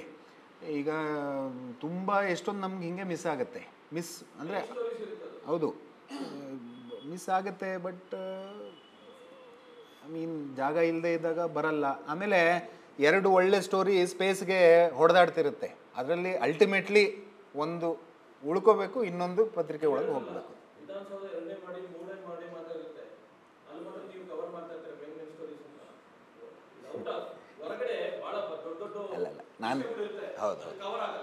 ನಾನು ವಿಧಾನಸೌಧದ ಹೇಳಿದ್ದು, ನಾವು ಪೊಲಿಟಿಕಲ್ ರಿಪೋರ್ಟಿಂಗಲ್ಲಿ ಅದು ಸೆಕ್ರೆಟೇರಿಯೇಟ್ ಕವರ್ ಮಾಡೋ ವಿಧಾನ ಅಂತ ನಾನು ನಿಮ್ಗೆ ಹೇಳಿದ್ದು. ಬಟ್ ನೀವು ಹೇಳ್ದಂಗೆ ಕರೆಕ್ಟು. ಈಗ ಎನ್ವೈರ್ನ್ಮೆಂಟು, ಕೆರೆಗಳ ಬಗ್ಗೆ ಕೆರೆ ಮಂಜು ಅಂತಲೇ ಒಬ್ಬರು ಪ್ರಸಿದ್ಧರಿದ್ದಾರೆ, ಒಬ್ಬರು ಪ್ರಜಾವಾಣಿಲಿ ಕೆರೆ ಮಂಜು ಅಂತ. ಅವ್ರು ಭಾಳಷ್ಟು ಕೆರೆಗಳು, ಒತ್ತುವರಿ ಬಗ್ಗೆ ಎಲ್ಲ ಬರೀತಾರೆ. ಸೊ ಆ ಥರ ಇದೆ. ಬಟ್ ನೀವು ಹೇಳಿದ ಸ್ಪೆಸಿಫಿಕ್ ಯಾವುದೋ ಜಾಗದ ಕೊರತೆಯಿಂದ ಬಂದಿಲ್ಲದೆ ಇರ್ಬೋದು. You had a question.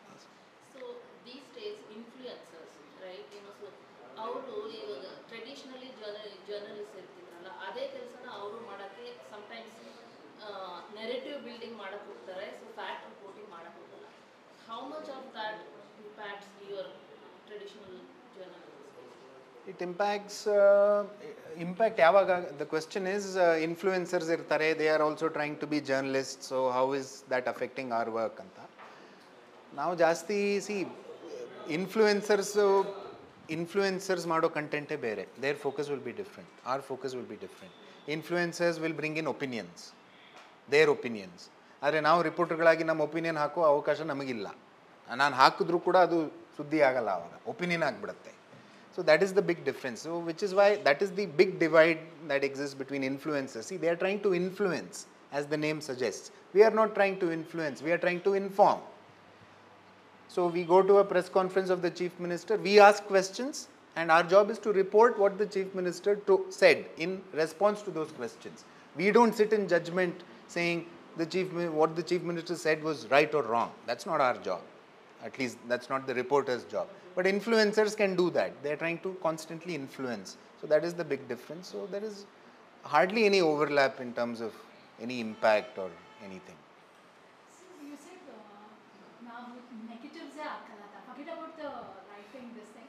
When we come to the media, sir, ಹಳೇದಾಗಿ ಡಿ ಚಂದನ ಎಲ್ಲ ಏನು ಕನ್ಸ್ಟ್ರಕ್ಟಿವ್ ಆಗಿತ್ತು. ಇವಾಗ ನೋಡಿದ್ರೆ if you on a T V channel ಬರೀ ನೆಗೆಟಿವ್ ನ್ಯೂಸೇ ಇರುತ್ತೆ. ಇಟ್ ಇಸ್ ಐದರ್ ಆಕ್ಸಿಡೆಂಟ್ಸ್, ಕೊಲೆ, ಅಥವಾ all the negative news. So why is it always on the negative trend? Why has the media lost its this thing? Sir, it is really constructive programs for students, improvement of the skills, ಅಥವಾ showing the culture, travel, ಅದೇ ನೀವು the question is ಯಾಕೆ ತುಂಬ T V on ಮಾಡಿದ ತಕ್ಷಣ negative ಬರುತ್ತೆ, everything is so ಇದು ಅಂತ ನೆಗೆಟಿವ್. ಸಿ ದಟ್ ಈಸ್ ಈಗ ನೋಡಿ, ನಾನು ಟಿ ವಿನ ಡಿಫೆಂಡ್ ಮಾಡಲ್ಲ, but they are also a part of my fraternity. But ಈಗ ಏನಾಗುತ್ತೆ, ಈಗ ಒಂದು ಪ್ಲೇಟ್ ಮೀಲ್ಸ್ ತೊಗೊಂಡ್ರೆ ಅದರಲ್ಲೆಲ್ಲ ಬೇರೆ ಬೇರೆ ಫುಡ್ ಐಟಮ್ಸ್ ಇರುತ್ತೆ ನಿಮಗೆ. If you take one thali, you get different things with it caters to different taste buds. Sweet ಇರುತ್ತೆ, ಖಾರ ಇರುತ್ತೆ, ಉಪ್ಪಿರುತ್ತೆ ಎಲ್ಲ. ಸೊ ಹಾಗೆಯೇ ಮಾಧ್ಯಮಗಳು ನಮ್ಮ ಆಡಿಯನ್ಸ್ ಬೇರೆ ಬೇರೆ ಅವರು ಇರ್ತಾರೆ ಅಂತ. ಈಗ ಕೆಲವರು ಕ್ರೈಮ್ ಅಂದರೆ ಇಷ್ಟ, ಭಾಳ ಇಷ್ಟಪಟ್ಟು ನೋಡ್ತಾರೆ. ಈ ಕ್ರೈಮ್ ಡೈರಿ ಅಂತ ಶುರು ಆಗಿದ್ದೆಲ್ಲ ಆ ಟ್ರೆಂಡೆಲ್ಲ ನಿಮ್ಗೆ ಜ್ಞಾಪಕ ಇರ್ಬೋದು. ಹೆಂಗಿತ್ತು ಅದು ಟ್ರೆಂಡ್ ಸೆಟ್ ಆಗೋಯ್ತು. ಯಾಕಂದರೆ ಜನಕ್ಕೆ ಇಷ್ಟ ಕ್ರೈಮ್ ಅಂದರೆ ಏನೋ ಒಂದಿದು. ಅದಕ್ಕೆ ಈ ದರ್ಶನ್ ಪ್ರಕರಣ ಅದಕ್ಕೆಲ್ಲ ನಿಮ್ಗೆ ಕವರೇಜ್ ಸಿಗೋದೇ ಅದಕ್ಕೆ, because people are interested in it.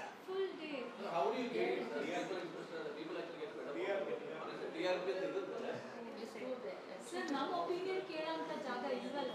If we could suggest the media or bring about changes to the media, ನಮ್ಮನ್ನು ಒಂದು ಕನ್ಸರ್ನ್ ತಗೊಳ್ದೆ ಅವ್ರು ಟಿ ವಿಲಿ 24 ನಾನು ಅದಕ್ಕೆ ನಿಮ್ಮ ಜೊತೆ ಸಂಭಾಷಣೆಯನ್ನು ಪ್ರಿಂಟ್ ಮಾಧ್ಯಮಕ್ಕೆ ರೆಸ್ಟ್ರಿಕ್ಟ್ ಮಾಡಿದ್ದು ಇದೇ ಕಾರಣಕ್ಕೆ. ಯಾಕಂದರೆ ಐ ಅಂಡರ್ಸ್ಟ್ಯಾಂಡ್ ಟಿ ವಿ ಮಾಧ್ಯಮ, TV has become toxic, TV is toxic ಅಂತೀವಿ.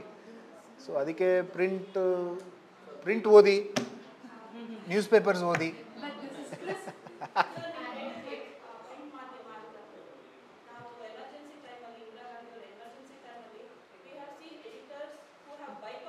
ಹೌದು ಹೌದು ಹೌದು.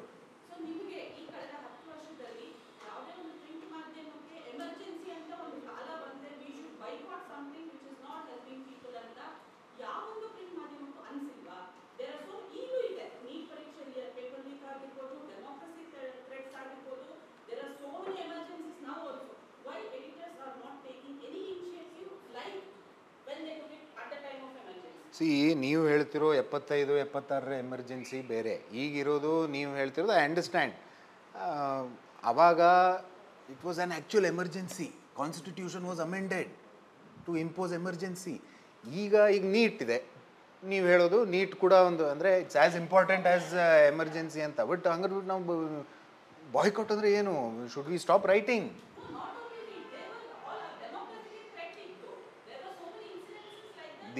ನಾನು ನಿಮ್ಗೆ ಅದಕ್ಕೆ ಹೇಳಿದೆ, whenever there is corruption or any scam involving taxpayers money, or in the case of NEET the future of lakhs of students is at stake, ಅದಕ್ಕೆ ನಾವು ಬೆನ್ನ ಹಿಂದೆ ಬಿದ್ದು ಬರೆಯೋದು. ಇವತ್ತು ಎಕನಾಮಿಕ್ ಟೈಮ್ಸಲ್ಲಿ ಬಂದಿದೆ, ನೆಕ್ಸ್ಟ್ ಅದನ್ನು ಕಂಪ್ಯೂಟರ್ ಬೇಸ್ಡ್ ಟೆಸ್ಟ್ ಆಗಿ, ಈಗ ಪೆನ್ ಆ್ಯಂಡ್ ಪೇಪರ್ ಇರೋದು ನೀಟು, ಅದನ್ನು ನೆಕ್ಸ್ಟು JEE ಥರ ಕಂಪ್ಯೂಟರ್ ಬೇಸ್ಡ್ ಮಾದರಿಯಲ್ಲಿ ಮಾಡಿದ್ರೆ ಈ ಲೀಕು ಅದೆಲ್ಲ ತಡೆಗಟ್ಟುತ್ತೆ ಅಂತ ರಿಫಾರ್ಮ್. ಅದನ್ನು ನಾವು ಬ್ಯಾಕ್ ಮಾಡಬೇಕಲ್ಲ, ಅದನ್ನು ನಾವು ಬರೀಬೇಕಲ್ಲ. ಈಗ ಒಂದು ಕಡೆ ಆಗಿರೋದು ತಪ್ಪು, ಅದನ್ನು ಖಂಡಿಸಿ ಅದನ್ನು ಸರ್ಕಾರಕ್ಕೆ ಟೀಕೆ ಮಾಡೋದು, ಅದು ನಾವು ಮಾಡೇ ಮಾಡ್ತೀವಿ. ನಮ್ಮ ಸಂಪಾದಕೀಯಗಳಲ್ಲಿ ಮಾಡಿದ್ದೀವಿ, ಬೇರೆ ಬೇರೆ ನಮ್ಮ ಇದರಲ್ಲಿ ಮಾಡಿದ್ದೀವಿ. ಬಟ್ ತನಿಖೆ ಏನಾಗ್ತಾ ಇದೆ, ಶಿಕ್ಷೆ ಆಯಿತಾ, ಅರೆಸ್ಟ್ ಆಯಿತಾ, ಅದನ್ನು ನಾವು ಬರೀಬೇಕಲ್ಲ. ನೀವು ಹೇಳಿದ್ದು register the protest which we are doing by criticising the government. But ಆವಾಗ ಆಗಿದ್ದು ಬ್ಲ್ಯಾಂಕ್ ಪೇಪರ್ಗಳು ಬರ್ತಿತ್ತು, ಅವಾಗ ಎಡಿಟೋರಿಯಲ್ ಕಾಲಮ್ಗಳು ಬ್ಲ್ಯಾಂಕ್ ಇತ್ತು. ದಟ್ ವಾಸ್ ಆ ಕಾಲದ ಫಾರ್ಮ್ ಆಫ್ ಪ್ರೊಟೆಸ್ಟ್. ಬಟ್ ಈಗ ವಿ ಆರ್ ಪ್ರೊಟೆಸ್ಟಿಂಗ್ ಮೀಡಿಯಾ. ನೀವು ನೋಡಿದ್ರೆ ನಿಮ್ಗೆ ಗೊತ್ತಾಗುತ್ತೆ. One second, she had Har.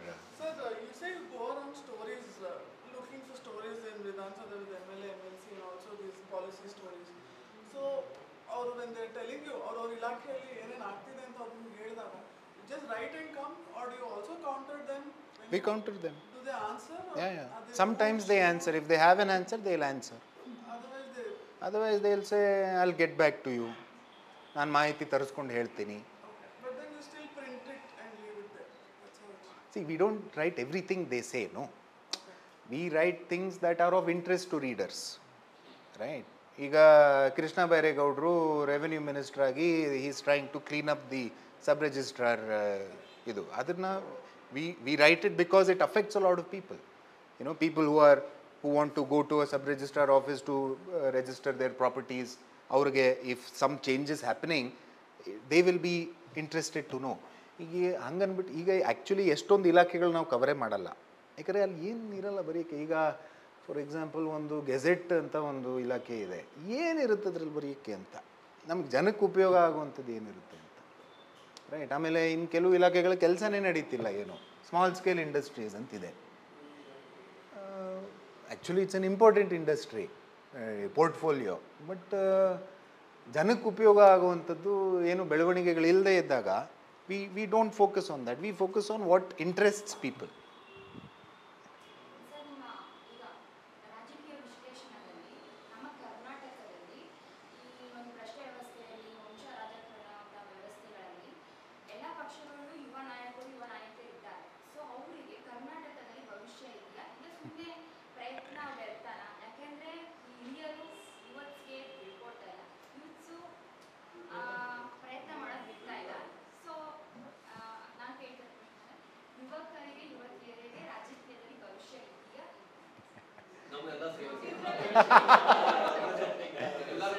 The question is ಗೊತ್ತಾಯ್ತು. The question is there a future for youngsters in politics, and how can the media help those who want to enter politics? ಯೂತ್ಸಿಗೆ ಖಂಡಿತ ನೀವು help ಮಾಡ್ತಾರೆ. ಯಾಕಂದರೆ 2023 ಚುನಾವಣೆಯಲ್ಲಿ ಎಷ್ಟು ನನ್ನ ಪಕ್ಷ ಬರ್ತಾ ಇದೆ, ಎಲ್ಲ ಪಕ್ಷಗಳು ಸಹ ಯುವಕರು ಕಂಟೆಸ್ಟ್ ಮಾಡ್ತಿದ್ದಾರೆ. ಸೊ ಅವರಿಗೆ ಗೆದ್ದೋರು ಬಿಟ್ಟರೆ ಗೊತ್ತಿಲ್ಲ, ಬಟ್ ಅವ್ರನ್ನ ನೀವು ರೆಕಗ್ನೈಸ್ ಮಾಡಬೇಕಾಗಿತ್ತು. ಸೊ ಯಾವುದೇ ಪತ್ರಿಕೆಗಳು ರೆಕಗ್ನೈಸ್ ಮಾಡಿಲ್ಲ. ಇಲ್ಲ, ಈಗ ಒಂದು I think there is a future. ನಾನು ಇಲ್ಲ ಅಂತ ಹೇಳಲ್ಲ, ಏಕೆಂದರೆ ಈಗ ದೇರ್ ಇಸ್ ಅ ಫ್ಯೂಚರ್. ಹೇಳ್ದಂಗೆ ದೇರ್ ಆರ್ ಚಾಲೆಂಜಸ್. ಈಗ ನನಗೆ ಕೆಲವರು ಸುಮ್ಮನೆ ತಮಾಷೆಯಾಗಿ ನೀವು ಬಂದುಬಿಡ್ರಿ ಅಂತ ಹೇಳ್ತಾರೆ. ನಾನು ಅವಾಗ ತಮಾಷೆಯಾಗಿ ಹೇಳ್ತೀನಿ, ಸರ್ ರಾಜಕೀಯಕ್ಕೆ ನಾನು ಬರೋದಕ್ಕೆ ನನ್ನ ಹತ್ರ ದುಡ್ಡು ಇಲ್ಲ, ಜಾತಿನೂ ಇಲ್ಲ ಅಂತ ಹೇಳ್ತೀನಿ. ಯಾಕಂದರೆ ಹಂಗಾಗ್ಬಿಟ್ಟಿದೆ ವ್ಯವಸ್ಥೆ ಇವತ್ತು ಅಂತ. But no, I don't agree, because we have examples of genuine youngsters who have come into politics and they have made it big. ನಮ್ಮ ಹತ್ರ ಉದಾಹರಣೆಗಳಿದೆ. It takes time, but there are challenges. ಈಗ family politics is a challenge, ಬೇರೆಯವ್ರಿಗೆ ಅವಕಾಶ ಸಿಗದೇ ಇರೋದು. But ಮಾಧ್ಯಮಗಳು, let me tell you, ನಮ್ಮದೇ ಆದ ಲಿಮಿಟೆಡ್ ಇದರಲ್ಲಿ ನಾವು ಯಾರನ್ನು ಡಿಸರ್ವಿಂಗ್ ಯಂಗ್ಸ್ಟರ್ಸ್ ಇದ್ದರೆ ಅವ್ರಿಗೆ ನಾವು ಕವರೇಜ್ ಕೊಡ್ತೀವಿ. ಉದಾಹರಣೆ ನಾನು ನಿಮಗೆ ಕೊಡುವುದು, ಆನೇಕಲ್ ಕ್ಷೇತ್ರದಲ್ಲಿ doctor Sandeep ಕುಮಾರ್ಗೆ BJP Yuva Morcha ಅಧ್ಯಕ್ಷರಾಗಿದ್ದರು. Doctor Sandeep ಕುಮಾರ್ಗೆ ಅವಕಾಶ ಸಿಗಬೇಕು, ಅಥವಾ ಅವರು ಕಣದಲ್ಲಿದ್ದಾರೆ, ಅವ್ರಿಗೆ ಟಿಕೆಟ್ ಕೇಳ್ತಾ ಇದ್ದಾರೆ ಅನ್ನೋದನ್ನು ಬರೆದ್ರೆ ಸಾಕು ನಾವು. ಮತ್ತು ಅವ್ರ ಹಿನ್ನೆಲೆ, ಅವ್ರು ಯಾಕೆ, ಏನು, ಅವರು ಡಾಕ್ಟ್ರು, ಅದು ಇದು ಅಂತ. ಅದೇ ಥರ ರಾಜಾಜಿನಗರ ಕ್ಷೇತ್ರದಲ್ಲಿ ಭವ್ಯ ನರಸಿಂಹಮೂರ್ತಿ ಕಾಂಗ್ರೆಸ್ ಅವ್ರು ಕೇಳ್ತಿದ್ದಾರೆ, ಅವ್ರು ಯಂಗ್ಸ್ಟರ್ ಇದ್ದಾರೆ, ಹಾರ್ವರ್ಡಲ್ಲಿ ಓದಿದ್ದಾರೆ ಅಂತೆಲ್ಲ ನಾವು ಬರೆಯೋದೇ ಅದು. ನಾವು ಮಾಧ್ಯಮಗಳಲ್ಲಿ ವಿ ಕಾಂಟ್ ಎಂಡೋರ್ಸ್, ನೋ. ಆವಾಗ ನಮಗೂ ಮಠಗಳಿಗೂ ಏನು ವ್ಯತ್ಯಾಸ ಆದಂಗೆ ಆಯಿತು? ವಿತ್ ಡ್ಯೂ ರೆಸ್ಪೆಕ್ಟ್ ನಾನು ಹೇಳಿದ್ದು. ಬಟ್ ಯಂಗ್ಸ್ಟರ್ಸ್ ಇದ್ದಾರೆ, somebody who has credentials is asking for the ticket ಅನ್ನೋದನ್ನು ನಾವು ಬರಿತೀವಿ. ಕೊಡಿ ಅವ್ರಿಗೆ ಅಂತ ನಾವು ಒತ್ತಾಯ ಮಾಡೋದು, that's not our place. But ಈ ಥರ ಸಪೋರ್ಟನ್ನು ನಾವು ಮಾಡೇ ಮಾಡ್ತೀವಿ. ಈಗ ಯಂಗ್ಸ್ಟರ್ಸು ತಮ್ಮ ವಿಚಾರಗಳನ್ನು ಮಾಧ್ಯಮಗಳಲ್ಲಿ ಹೇಗೆ ಬರಬೇಕು ಅಂತ, ಅದು ಸರ್ ನೋಡಿ, if there is good content, ನಾನು ನಿಮ್ಗೆ ಹಿಂದೆ ಹೇಳಿದೆ, if there is good content there will be audience. If there is good content then newspapers will publish it. ಈಗ ನೀವು ಯಂಗ್ಸ್ಟರ್ ಇದ್ದೀರಿ, ಈಗ ಅಶೋಕ್ ಮೃತ್ಯುಂಜಯ ಅಂತ ಒಬ್ರು ಇದ್ದಾರೆ ಆಮ್ ಆದ್ಮಿ ಪಕ್ಷದಲ್ಲಿ, ಭಾಳ ಆ್ಯಕ್ಟಿವಾಗಿ ಕೆಲಸ ಮಾಡ್ತಾರೆ. ಪಾಪ ಅವರು ಚುನಾವಣೆನೂ ನಿಂತಿದ್ರು ಆಮ್ ಆದ್ಮಿ ಪಕ್ಷದವರು. Is a youngster, I think is from the IT industry. ಅವ್ರ ಕ್ಷೇತ್ರದಲ್ಲಿ ಇಶ್ಯೂಸ್ ರೇಸ್ ಮಾಡೋದು ಮಾಧ್ಯಮಗಳಲ್ಲಿ ಬರುತ್ತೆ. Because the content is good, because the issue is real, therefore there is coverage. ಹಾಗೆ ನೀವು if you come to us with a good issue, we will feature you and the issue, and we will tell people issue ಇಂಥವರು ಈ issue race ಮಾಡ್ತಿದ್ದಾರೆ ಅಂತ ನಾವು ಮಾಡ್ತೀವಿ. If I want to write an article in the editorial or something like that, there is provision for that. ನಮ್ಮಲ್ಲಿ opinion pages ಅಂತಿದೆ. We have people from outside writing, but ಅದಕ್ಕೆ usually process is opinions editor ಅಂತಲೇ ಒಬ್ಬರು ಇರ್ತಾರೆ. Opinion ಪೇಜಸ್ಗೆ ಒಬ್ಬರು editor ಇರ್ತಾರೆ. ಅವ್ರಿಗೆ ಅವ್ರ ಇಮೇಲ್ ID ನಿಮಗೆ ನಮ್ಮ ವೆಬ್ಸೈಟಲ್ಲೆಲ್ಲ ಸಿಗುತ್ತೆ. You can just write to him. ಈಗ ಮೊನ್ನೆ ಜಸ್ಟ್ ಟು ಟೆಲ್ ಯು ಯಾಕೆ ಪ್ರಿಂಟ್ ಇವತ್ತಿಗೂ ರೆಲೆವೆಂಟ್ ಅಂತ ಹೇಳೋದಕ್ಕೆ, ಈಗ ನೀವು ಕೇಳಿದ್ರಿ ಕ್ಯಾನ್ ಐ ರೈಟ್ ಅಂತ. ನಮ್ಮಲ್ಲಿ ಲೆಟರ್ಸ್ ಟು ದಿ ಎಡಿಟರ್ ಅಂತ ಎಲ್ಲ ಪತ್ರಿಕೆಗಳಲ್ಲೂ ಇರುತ್ತೆ, ಸಂಪಾದಕರಿಗೆ ಇದು ಅಂತ, ಪತ್ರಗಳು ಅಂತ, ರೀಡರ್ಸ್ ಬರೀತಾರೆ. ಮೊನ್ನೆ ಡೆಂಗು ಈಗ ಕರ್ನಾಟಕದಲ್ಲಿ ಭಾಳ ಚರ್ಚೆ ಆಗ್ತಾ ಇದೆ. ಡೆಂಗು ಭಾಳ ಗಂಭೀರವಾಗಿದೆ ಪರಿಸ್ಥಿತಿ ಅಂತ ನಮ್ಮ ರಾಯಚೂರು ಡೆಕ್ಕನ್ ಹೆರಾಲ್ಡ್ ಓದೋ ಅಂಥವ್ರು ಒಬ್ಬರು ರಾಯಚೂರಿಂದ ಬರೆದಿದ್ರು. ನಾವು ಅದನ್ನು ಪಬ್ಲಿಷ್ ಮಾಡಿದ್ವಿ ನಮ್ಮ ಕಾಲಮಲ್ಲಿ. ಹೈಕೋರ್ಟ್ ಅದನ್ನು ಮೊನ್ನೆ ಕೋರ್ಟ್ ಮಾಡ್ತು. ಸುವಮೋಟೋ ಕೇಸ್ ತೊಗೊಂಡಿದೆ ಮೊನ್ನೆ ಹೈಕೋರ್ಟು. ಡೆಂಗು ಗಂಭೀರವಾಗಿದೆ, ಸರ್ಕಾರ ಇದು ಮಾಡಬೇಕು ನೋಡಿ, ಡೆಕ್ಕನ್ ಹೆರಾಲ್ಡಲ್ಲಿ ಹಿಂಗೆ ಬಂದಿದೆ, ಒಬ್ಬರು ರೀಡರ್ ಬರೆದಿದ್ದಾರೆ ಅಂತ. ಸೊ ಅದಕ್ಕೆ it's still relevant. So as long as the issue is good and people can write for news papers. Sir ಒಂದು ನಿಮಿಷ. ಹಾಂ ಹೇಳಿ. ಡೆಂಗು ಇತ್ತು, IAS ಅಧಿಕಾರಿ ತುಷಾರ್ ಗಿರಿದಾಸ್ ಅವ್ರಿಗೆ ಆಯಿತು ಅಂದಾಗ ಅದನ್ನ ಇನ್ನ ಪಬ್ಲಿಷ್ ಜೋರಾಗಾಯಿತು. ಅದಕ್ಕೆ ಮುಂಚೆನೂ ಡೆಂಗು ಇತ್ತು, ಸಾವು ನೋವುಗಳಾಗಿದೆ, ಓಕೆನಾ. ಒಬ್ಬ IAS ಅಧಿಕಾರಿಗೆ ಆಯಿತು ಅಂದಾಗ ಅದನ್ನ ಮಾಧ್ಯಮಗಳು ಎಕ್ಸ್ಪೋರ್ಟ್ ಜೋರಾಗಿ ಮಾಡಿದ್ರು, ನನ್ನ ಅನಿಸಿಕೆ ಇದು. ಆಮೇಲೆ ತಿರ್ಗಾ ಸಮರೋಪಾದಿದೆ, Friday is a dry day, ಇನ್ನೊಂದು ಡೇ ಅಂತ ಮಾಡಿ ಫುಲ್ ಸ್ಪ್ರೈಯಿಂಗ್ ಫಾಗಿಂಗ್ ಮಾಡ್ತಿದ್ದಾರೆ. ಇದಕ್ಕೆ ಮುಂಚೆ ಸಾವು ನೋವುಗಳಾದಾಗ ಅವ್ರ ಮನೆಗಳಿಗೆ ಹೋಗಿ ಯಾರು ನೋಡಿಲ್ಲ. ಸರ್ ಇಲ್ಲ, ಈಗ ಇಲ್ಲ ಇರ್ಬೋದು, ಬಟ್ ನಾನು ನೋಡಿರೋದು sir, my opinion is that ಕೋವಿಡಿಂದ ನಾವು ಎಂಥ ಪಾಠ ಕಲ್ತ್ವಿ ಅಂತಂದರೆ, ನನಗೆ ಗೊತ್ತಿಲ್ಲ, ಡೆಂಗು ಇದೇನು ಮೊದಲನೇ ಸಲ ಅಲ್ಲ ಬರ್ತಿರೋದು, ಸೊಳ್ಳೆ ಎಲ್ಲ ಕಚ್ತಾನೇ ಇರುತ್ತೆ. ಅಂದರೆ ಡೆಂಗು ಮುಂಚಿಂದನೂ ಇದೆ, ಬಟ್ ಈ ಸಲ ಡೆಂಗು ಕವರೇಜ್ ಸಿಗ್ತಿರೋದು ಬಹುಶಃ ಕೋವಿಡಲ್ಲಿ ಕಲ್ತಂತ ನಾವು ಪಾಠ. 7 ಜನ 8 ಜನ ಸತ್ತಿದ್ದಾರೆ ಡೆಂಗೂಯಿಂದಾಗಿ ಅಂತಂದರೆ ಅದು ಅದಕ್ಕೆ ಬಹುಶಃ ಅದರಲ್ಲಿ ತುಷಾರ್ ಗಿರಿನಾಥ್ ಅವ್ರಿಗೂ ಡೆಂಗು ಬಂದು ಅವರು ಸೋಂಕಿತರಾದರು ಅನ್ನೋದು ಕವರೇಜ್ ಸಿಕ್ತು. ಜೊತೆಗೆ ನಾನು ಹೇಳ್ತಾ ಇರೋದು ಅದಕ್ಕಿಂತ ಮುಂಚೆಯಿಂದನೂ ಕೂಡ ಡೆಂಗೂಗೆ ಭಾಳ ಈ ಸಲ ಮಾಧ್ಯಮಗಳಲ್ಲಿ ನಾನು ನೋಡಿರೋ ಪ್ರಕಾರ ಭಾಳ ಸೀರಿಯಸ್ ಆಗಿ ಮಾಧ್ಯಮಗಳು ಅದನ್ನು ಇದು ಮಾಡ್ತಾ ಇದೆ. ಸರ್ ನಿಮ್ಮದು ಒಂದು ಪ್ರಶ್ನೆ ಸರ್. ಎಲೆಕ್ಷನ್ ಟೈಮಲ್ಲಿ ಎಲ್ಲ ಪತ್ರಿಕೆ ಮಾಧ್ಯಮ ಮತ್ತು ಮೀಡಿಯಾದಲ್ಲಿ 2-3 ಪಕ್ಷ ಬಿಟ್ಟರೆ ಇನ್ನು ಯಾರನ್ನೂ ತೋರಿಸಲ್ಲ. Example independent candidates wise sir candidates in fact candidates ಹೆಸರು ಬರಲ್ಲ, ಅದರ್ಸ್ ಅಂತ ಹಾಕ್ಬಿಡ್ತಾರೆ. ಇನ್ಫ್ಯಾಕ್ಟ್ ಅದರ್ಸಲ್ಲಿ ಜಾಸ್ತಿ ಜನ ಇರ್ತಾರೆ, ಒಂದು 13-15 ಜನ ಇರ್ತಾರೆ. ಅದರ್ಸ್ ಅಂತ ಹಾಕ್ಬಿಟ್ಟು ಬ್ರ್ಯಾಕೆಟಲ್ಲಿ 13 ಇಲ್ಲ 15. ಸರ್ ಈಗ the question is why don't independent candidates receive or get attention in the media ಅಂತ. ಸರ್ ಈಗ if there is a winnable independent candidate, ನೀವು ನೋಡಿ ಬೇಕಾದರೆ I can also give you examples, ಅವ್ರಿಗೆ ಕವರೇಜ್ ಸಿಗುತ್ತೆ. ಬಟ್ ಈಗ ನಾಮಕಾವಾಸ್ತೆ ನಾನು ನಿಂತ್ಕೋತೀನಿ ನೋಡೋಣ ಅಂತ ಎಷ್ಟು ಜನ ಇಂಡಿಪೆಂಡೆಂಟ್ ಕ್ಯಾಂಡಿಡೇಟ್ಗಳಿರ್ತಾರೆ.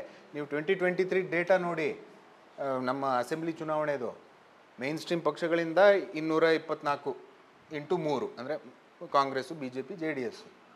ಇಂಡಿಪೆಂಡೆಂಟ್ ಕ್ಯಾಂಡಿಡೇಟ್ 1000 ಜನ. ಏನು ಮೇಡಮ್, ಯಾರು ಸ್ಟ್ರಾಂಗ್ ಇಂಡಿಪೆಂಡೆಂಟ್ ಕ್ಯಾಂಡಿಡೇಟ್ ಇದ್ದಾರೆ? ನಾನು ಅದೇ ಹೇಳಿದ್ದು, ವಿನ್ನೆಬಲ್ ಇದ್ದರೆ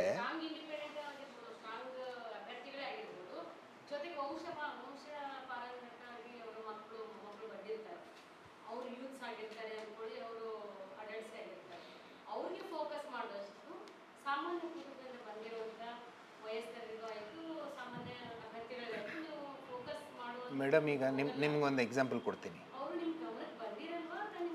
ಇಲ್ಲ ಯಾರು ನಾನು ನಿಮ್ಗೆ ಅದೇ ಹೇಳಿ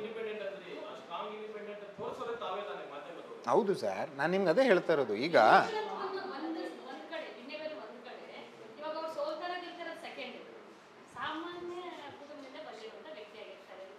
ಈಗ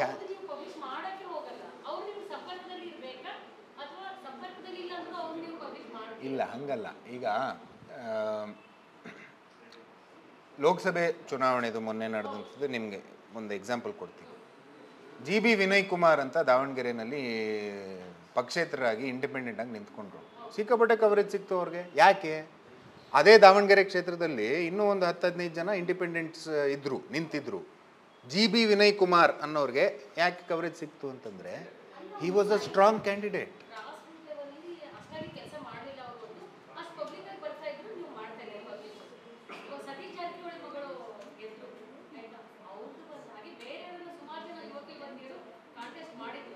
ಮೇಡಮ್ ಅಲ್ಲ ಕರೆಕ್ಟ್ ಅಲ್ಲ, ನೀವು ಹೇಳಿದ ನಾನು ಒಪ್ತೀನಿ. ಈಗ ಒಂದು ಪ್ರಾಕ್ಟಿಕಲಿ ಒಂದು ವಿಧಾನಸಭಾ ಕ್ಷೇತ್ರದಲ್ಲಿ 30 ಇಂಡಿಪೆಂಡೆಂಟ್ ಅಭ್ಯರ್ಥಿಗಳಿರ್ತಾರೆ ಅಂತ ಇಟ್ಕೊಳ್ಳಿ, ಸುಮ್ಮನೆ 30 ಜನ ಹಾಕಿರ್ತಾರೆ. It is practically not possible for us to feature ಎಲ್ಲ 30 ಅವ್ರ ಬಗ್ಗೆ ಪರಿಚಯ ನಮ್ಮ ರೀಡರ್ಸ್ಗೆ ಪರಿಚಯ ಮಾಡೋದಕ್ಕೆ ಪ್ರಾಕ್ಟಿಕಲಿ ಸಾಧ್ಯ ಇಲ್ಲ. ಅದಕ್ಕೆ ನಾವೇನು ಮಾಡ್ತೀವಿ, ಈಗ ಒಂದಂತೂ ನೀವು ಒಪ್ಕೋತೀರಿ, ಕೆಲವರು ಅನೇಕರು ನಾಮಕವಾಸ್ತೆ ಅರ್ಜಿ ಹಾಕ್ತಾರೆ, ಸುಮ್ಮನೆ ನಂದು ಒಂದು ಇರಲಿ ಬ್ಯಾಲೆಟ್ ಮೇಲೆ ನನ್ನ ಹೆಸರು ಅಂತ ಹಾಕ್ತಾರೆ. ಇನ್ನು ಕೆಲವರು ಈಗ ಬ್ಯಾಂಗ್ಳೂರು ರೂರಲಲ್ಲಿ ಡಾಕ್ಟರ್ ಸಿ ಎನ್ ಮಂಜುನಾಥ್ ಅಂತ ಇನ್ನೊಬ್ರು ನಿಂತಿದ್ರು ಇಂಡಿಪೆಂಡೆಂಟಾಗಿ, ಅವ್ರಿಗೆ ನಾವು ಕವರೇಜ್ ಕೊಡಬೇಕಾ ಅನ್ನೋದು ನನ್ನ ಪ್ರಶ್ನೆ. So but when there is a deserving, ಈಗ ಒಳ್ಳೆ ಕ್ರಿಡೆನ್ಷಿಯಲ್ಸ್ ಇರೋವಂಥ ಚೆನ್ನಾಗಿ ವರ್ಕ್ ಮಾಡಿ ಬಂದಿದ್ದಾರಪ್ಪ, ಅವ್ರು ಪೈಪೋಟಿ ಕೊಡ್ಬೋದು, ಅವ್ರು ನಾಮಕವಾಸ್ತೆ ಅಲ್ಲ, ಅವರು ಸೀರಿಯಸ್ ಆಗಿ ಚುನಾವಣೆ ನಿಂತಿದ್ದಾರೆ ಅಂದಾಗ ಅವರು ಖಂಡಿತ ಕವರೇಜ್ ಸಿಕ್ಕಿರೋಂಥ ಅಲ್ಲ ಮಾಡಿದ್ದೀವಿ ಅಂತ ನಾನು ನಿಮ್ಗೆ ಹೇಳ್ತಾ ಇರೋದು.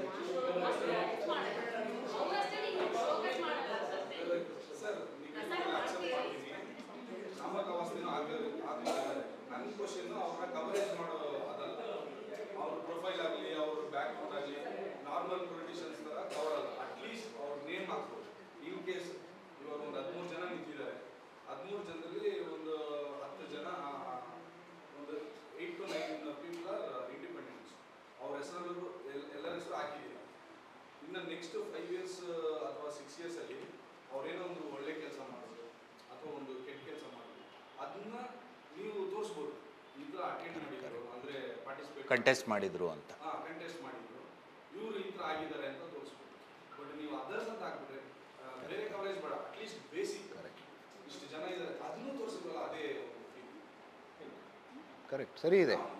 ನಾನು ಹಾಕೋರಿದ್ದಾರೆ, ದುಡ್ಡು ಮಾಡಬೇಕಂತ ಹಾಕೋರಿದ್ದಾರೆ, ಬಟ್ ರಿಯಲ್ ಆಗಿ ನಾನು ಫೈಟ್ ಮಾಡಬೇಕು ಅಂತ ಕಂಟೆಸ್ಟ್ ಮಾಡಿರೋರು ಇದ್ದಾರೆ. ಬಟ್ ನೀವು ಅದರ್ಸ್ ಅಂತ ತೋರಿಸಿರೋದ್ರಿಂದ ಅವರು ಕುಗ್ಗಿರ್ಬೋದು ಅಥವಾ ಅವ್ರ ಇಂಟ್ರೆಸ್ಟ್ ಕಳ್ಕೊಂಡು ಇರ್ಬೋದು. ಇಲ್ಲ ಸರಿ ಇದೆ ನೀವು ಹೇಳ್ತಾ ಇರೋದು. ಇದು ಪತ್ರಿಕೆ ಧರ್ಮದಲ್ಲಿ ನೀವು ಏನು ಮಾಡ್ತೀರಾ?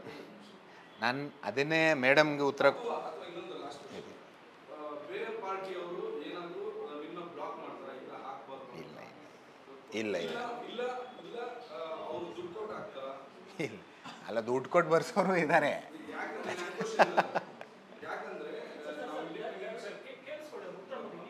ಅಲ್ಲ ಗೊತ್ತಾಯ್ತು, ನಿಮ್ಮ ಪ್ರಶ್ನೆ ಗೊತ್ತಾಯಿತು. ಆದರೆ ನಿಮ್ಮ ಮೊದಲನೇ ಪ್ರಶ್ನೆಗೆ ಮೇಡಮ್ಗೆ ಕೊಟ್ಟಿದ್ದ ಉತ್ತರದಲ್ಲಿ ನಿಮ್ಮ ಪ್ರಶ್ನೆಗೂ ಉತ್ತರ ಇದೆ. ಈಗ ನಾನು ನಿಮ್ಗೆ ಹೇಳ್ದಂಗೆ ಒಂದು ಪ್ರಾಕ್ಟಿಕಲ್ ಪರ್ಪಸ್ಸು ಸರ್. ಈಗ ನಾವು ಆ್ಯಕ್ಚುಲಿ ಚುನಾವಣೆಗಿಂತ ಮುಂಚೆ ಮೇನ್ ಸ್ಟ್ರೀಮ್ ಪಾರ್ಟೀಸ್ದು ಯಾರು ಅಭ್ಯರ್ಥಿ ಅನ್ನೋದು ಕವರೇಜ್ ಸಿಗುತ್ತೆ. ಇಂಡಿಪೆಂಡೆಂಟ್ಸ್ಗೆ ನಾನು ನಿಮ್ಗೆ ಹೇಳ್ದಂಗೆ ಯಾರು ಮೀಡಿಯಾ ದೃಷ್ಟಿಯಿಂದ ಸೀರಿಯಸ್ ಆಗಿದ್ದಾರೆ, ಪೈಪೋಟಿ ಕೊಡುವಂಥವ್ರು ಇದ್ದಾರೆ, ಅಥವಾ ನಿಜವಾಗ್ಲೂ ಗ್ರೌಂಡ್ ಮೇಲೆ ವರ್ಕ್ ಮಾಡಿ ಅವರು ಮೇಲೆ ಬರೋಕ್ಕೆ ಪ್ರಯತ್ನ ಪಡ್ತಿದ್ದಾರೆ ಅಂಥವ್ರಿಗೆ ಕವರೇಜ್ ಸಿಕ್ಕಿದೆ. ಮತ್ತು ನೀವು ಹೇಳಿದ್ದು ಅದರ್ಸ್ ಅಂತ ತೋರಿಸ್ಬಿಡ್ತೀರಿ. ಈಗ ಯಾವುದೋ ಒಂದು ವಿಧಾನಸಭೆ ಕ್ಷೇತ್ರದಲ್ಲಿ ಇಷ್ಟು ಅಭ್ಯರ್ಥಿ ಇದ್ದಾರೆ, BJP, ಕಾಂಗ್ರೆಸ್, JDS, ಅದರ್ಸ್ ಅವರು ಹೆಸರು ಬರಬೇಕು ಅಂತ ನಿಮ್ಮಿದು ಪ್ರಾಕ್ಟಿಕಲಿ ಅದು ನಮಗೆ ಸ್ಪೇಸ್ ಕನ್ಸ್ಟ್ರೆಂಟು ಎಲ್ಲ ಇರೋದ್ರಿಂದ ಕಷ್ಟ ಆಗುತ್ತೆ. ಬಟ್ ಆ ಅದರ್ಸಲ್ಲಿ ಯಾರು ಇಂಪಾರ್ಟೆಂಟ್ ಇದ್ದಾರೆ ಅವ್ರ ಹೆಸರು ಬಂದಿದೆ ಕೂಡ ಹಿಂದೆ. ಮತ್ತು ನೀವು ಹೇಳಿದ್ದು ಯಾರು ಬ್ಲಾಕ್ ಮಾಡಲ್ಲ ಸರ್ ಹಂಗೆ. ಇನ್ಫ್ಯಾಕ್ಟ್ ಅವ್ರು ನಮ್ದು ಬರೀರಿ ಜಾಸ್ತಿ ಅಂತ ಬರ್ತಾರೆ, ಬೇರೆಯವ್ರದ್ದು ಬರಿಬೇಡಿ ಅನ್ನೋಕ್ಕಿಂತ ಆ ಥರದ್ದು ಇದೆ. ಬಟ್ ಇಂಡಿಪೆಂಡೆನ್ಸಲ್ಲಿ ಇದೆ. My only submission is independent ಕ್ಯಾಂಡಿಡೇಟ್ಸ್ಗೆ ಕವರೇಜ್ ಡಿಟರ್ಮಿನ್ ಆಗೋದಕ್ಕೆ ಪ್ಯಾರಾಮೀಟರ್ಸು ಮಾಧ್ಯಮಗಳಲ್ಲಿ ಬಹುತೇಕ ಇರೋದು ಇದು. ಯಾರಪ್ಪ ಸೀರಿಯಸ್ ಇದ್ದಾರಾ, ಗೆಲ್ಲೋ ಅಭ್ಯರ್ಥಿಯಾ, ಮತ್ತು ವರ್ಕ್ ಮಾಡಿದಾರಾ ಅಂತ ಈ ಆಧಾರಗಳ ಮೇಲೆ ನಾವು ಕವರೇಜ್ ಕೊಡ್ತೀವಿ. ಪ್ರಾಕ್ಟಿಕಲಿ ನಮಗೂ ಕನ್ಸ್ಟೆಂಟ್ಸ್ ಇರೋದ್ರಿಂದ ನಾವು ಈ ಥರ ಮಾಡಬೇಕಾಗತ್ತೆ. ಹೇಳಿ. ಹೌದು ಹೌದು ಮುಂದಿನ ದಿನಗಳಲ್ಲಿ ರಾಜಕೀಯವಾಗಿ ಶಕ್ತಿ ಪಡ್ಕೋಬೇಕು ಅಂತ ಪ್ರೋಗ್ರಾಮ್ ಹೌದು. ಹಾಗಾಗಿ ಇವರು ನಾವು ಸುರೇಶ್ ಕುಮಾರ್ ಅವರನ್ನ ಇನ್ವೈಟ್ ಮಾಡಿದ್ವಿ, ನಂತರ ವಿಶಾಲ್ ಅವರು. ಈ ರಂಗಗಳಿದೆಯಲ್ಲ, ಪತ್ರಿಕೋದ್ಯಮ, ಶಾಸಕಾಂಗ, ಕಾರ್ಯಾಂಗ, ಇದರಲ್ಲಿ ಒಂದು ಅಂತರ ಮತ್ತೆ ಒಂದು ಸಮನ್ವಯತೆ ಇರ್ತದೆ. ವ್ಯಕ್ತಿಗತವಾಗಿ ಮತ್ತು ಸಂಸ್ಥೆಗಳಲ್ಲೂ ಕೆಲವೊಂದು ಸಮನ್ವಯತೆ ಇರಬೇಕು, ಮತ್ತು ಇಂಡಿವಿಜುವಲ್ ಆಗಲು ಒಂದು ಕಾರ್ಡಿಯಲ್ ರಿಲೇಷನ್ ಅಂತ ಬರುತ್ತೆ. ಹೌದು ಸರ್. ಹೌದು. ಸೊ ಈಗ ವ್ಯಕ್ತಿಗತವಾಗಿ ಇವರಿಗೆ ನೀವೇನು ಸಲಹೆಗಳು ಕೊಡ್ತೀರಾ, ಎಷ್ಟನ್ನ ಸ್ವೀಕರಿಸಬೇಕು, ಎಷ್ಟು ಅಂತರವನ್ನು ಕಾಯ್ಕೋಬೇಕು ವಿತ್ ಪತ್ರಿಕಾ ದಯವಿಟ್ಟು ಇದನ್ನು ಸೂಕ್ಷ್ಮವಾಗಿ ಗಮನಿಸ್ಕೊಳ್ಳಿ. ಕಾರಣ ಏನಕ್ಕೆ ಅಂತ ಹೇಳಿದ್ರೆ ಒಂದೇ ದಿನದಲ್ಲಿ, ಒಂದೇ ವಾರದಲ್ಲಿ, ಒಂದೇ ತಿಂಗಳಲ್ಲಿ ಎಲ್ಲದನ್ನು ಬದಲಾಯಿಸಕ್ಕಾಗಲ್ಲ. ಫಸ್ಟ್ ನೀವು ಜೀರ್ಣಿಸ್ಕೊಳ್ಳಿ, ನಿಮ್ಮ ಪಾತ್ರ ಏನು, ಮಾಧ್ಯಮ ರಂಗದಲ್ಲಿ ನಿಮ್ಮ ಹಂತಗಳೇನು, ಆ ಪರ್ಸನಲ್ ರಿಲೇಷನ್ ಮತ್ತೆ ಎಂಗೇಜ್ಮೆಂಟ್ ಹೆಂಗೆ ಆಗಬೇಕು ಅನ್ನೋದ್ರ ಬಗ್ಗೆ ಸರ್. ಒಂದು ರಾಜಕಾರಣಿಗಳು ಅಥವಾ ನಮ್ಮ ರಾಜಕೀಯ ವ್ಯವಸ್ಥೆ ಮತ್ತು ಮಾಧ್ಯಮ ವರ್ಕಿಂಗ್ ರಿಲೇಷನ್ಶಿಪ್ ಇದ್ದೇ ಇರುತ್ತೆ. ಬಟ್ ಒಂದು ಲೈನ್ ಕೂಡ ಇರುತ್ತೆ. ಆ ಲೈನ್ ಕ್ರಾಸ್ ಮಾಡಿಬಿಟ್ರೆ ನೀವು ಹೇಳ್ದಂಗೆ ದುಡ್ಡು ತೊಗೊಂಡು ಬರೆಯೋದು ಅಥವಾ ಆ ಥರದ್ದೆಲ್ಲ ಸಮಸ್ಯೆಗಳು ಇದೆ.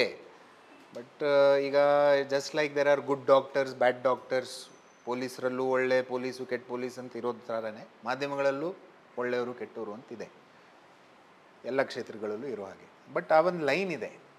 ವರ್ಕಿಂಗ್ ರಿಲೇಷನ್ಶಿಪ್ಪನ್ನು ಮೇಂಟೈನ್ ಮಾಡಿಕೊಂಡು ಹೋದರೆ it will be A healthy media and healthy system. ಆ ಲೈನ್ ಕ್ರಾಸ್ ಆಗಿಬಿಟ್ರೆ ಎಡವಟ್ಟಾಗುತ್ತೆ. ಮತ್ತು ಒಂದು ಆ ಲೈನ್ ಕ್ರಾಸ್ ಆದರೆ ಏನು ಎಕ್ಸ್ಪೆಕ್ಟ್ ಮಾಡ್ತಾರೆ ಗೊತ್ತಾ? ನನಗೇನೋ ಈಗ ನಾನು ತೊಂದರೆಯಲ್ಲಿದ್ದೀನಿ, ನನಗೆ ಸಪೋರ್ಟ್ ಮಾಡಿ ಬರಿ ಅಂತ. ಮತ್ತು ನಾವು ಒಂದು ಆಬ್ಲಿಗೇಷನಲ್ಲಿ ಬಂದುಬಿಡ್ತೀವಿ ಅವಾಗ, ಆ ಲೈನ್ ನಾವು ಮೇಂಟೈನ್ ಮಾಡಿಲ್ಲ ಅಂದರೆ. ಅದಕ್ಕೆ ಒಂದು ನೀವು ತಿಳ್ಕೊಬೇಕು, ಮೀಡಿಯಾ ಯಾವತ್ತೂ ನಿಮ್ಮ ಫ್ರೆಂಡ್ ಆಗಿರಲ್ಲ. ನಾವು ನಿಮ್ಮ ಸಪೋರ್ಟ್ ಮಾಡ್ತೀವಿ where support is needed, is where you deserve support. If you do a scam and expect the media illa support ಮಾಡಿ because in the past you were good to me so continue that ಅಂದರೆ ಹಂಗಾಗಲ್ಲ. Media can not be your friend all the time. You know, if you are wrong, media will call it out because that's our job. But if you are right and if you are being unfairly targeted, we will again come out in your support. So ಅದು ಒಂದು. ಇನ್ನೊಂದು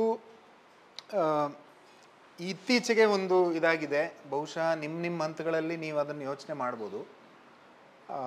ಒಂದು ಮೀಡಿಯಾನಲ್ಲಿ coverage ಬರಬೇಕು ಅಂದರೆ ನಾನು ನಿಮ್ಗೆ ಆಗಲೇ ಹೇಳಿದೆ, ನಿಮ್ಗೆ ಉತ್ತರ ಕೊಡುವಾಗ ಹೇಳಿದೆ, ನಮ್ಮದೇ ಆದಂಥ ಒಂದು ಪ್ಯಾರಾಮೀಟರ್ಸ್ ಇರುತ್ತೆ. ಈಗ ಯಾವುದೇ ಪಕ್ಷದ ಬ್ಯಾಕಿಂಗ್ ಇಲ್ಲದೇ ಇಂಡಿಪೆಂಡೆಂಟಾಗಿ ನಾಯಕರು ಎಮರ್ಜ್ ಆಗ್ತಿದ್ದಾರೆ ಅಂದಾಗ ಎಂಥವ್ರು ಕವರೇಜ್ ಕೊಡಬೇಕು ಅನ್ನೋದಕ್ಕೆ ನಮ್ಮದೇ ಪ್ಯಾರಾಮೀಟರ್ಸ್ ಕೆಲವು ಇರುತ್ತೆ. ಅವರು ಕ್ರೆಡೆನ್ಷಿಯಲ್ಸ್ ಏನು, ಅವರು ನಿಜವಾಗ್ಲೂ ವರ್ಕ್ ಮಾಡಿದ್ದಾರೆ ಗ್ರೌಂಡ್ ಮೇಲೆ, ಅವರು ಎಂಥ ಇಶ್ಯೂಸನ್ನು ರೇಸ್ ಮಾಡ್ಕೊಂಡು ಬರ್ತಿದ್ದಾರೆ, ಜನ ಬೆಂಬಲ ಹೆಂಗಿದೆ, ಈ ಥರದ್ದೆಲ್ಲ ನಾವು ನಮ್ಮದೇ ಆದಂಥ ರೀತಿಯಲ್ಲಿ ನಾವು ಮೆಷರ್ ಮಾಡಿ ದೆನ್ ವಿ ಡಿಸೈಡ್ ಓಕೆ ಇಂಥವ್ರಿಗೆ ಕವರೇಜ್ ಕೊಟ್ಟರೆ ಇದು ಅಂತ. ಏಕೆಂದರೆ ನೋಡಿ, ನ್ಯೂಸ್ ಪೇಪರ್ನಲ್ಲಿ ಜಾಗ ಇರುತ್ತಲ್ಲ, ಅದಕ್ಕೆ ನಾವು ರಿಯಲ್ ಎಸ್ಟೇಟ್ ಅಂತ ಕರಿತೀವಿ. It is prime real estate. So undeserving ವ್ಯಕ್ತಿಗಳಿಗೆ ನಾವು ಏನಾದರೂ ಇದು ಕೊಟ್ಬಿಟ್ರೆ it is a waste of real estate. ಆವಾಗ ಜನನೇ ಬೈತಾರೆ, ಎಂಥವ್ರಿಗೆ ಇವರು ಕವರೇಜ್ ಕೊಟ್ಟಿದ್ದಾರೆ ನೋಡಿ ಅಂತ. ಸೊ ನಮ್ಮದೇ ಆದಂಥ ಪ್ಯಾರಾಮೀಟರ್ಸ್ ಇರುತ್ತೆ. ಸೊ ಒಂದು, the more work you do, the more recognition you will start getting in the media. ಈಗ ನಾನು ಬರೀ ಒಂದು ಪ್ರತಿಭಟನೆ ಮಾಡಿದೆ ಅಥವಾ ಒಂದು ಇಶ್ಯೂನ ಲಾಜಿಕಲ್ ಎಂಡಿಗೆ ತೊಗೊಂಡು ಹೋದೆ, therefore I have achieved it ಅಂತ ಆಗಲ್ಲ. It takes time and you need to have your own body of work. ಅಂದರೆ ಒಂದು ಏನು ಹೇಳ್ತಾರೆ,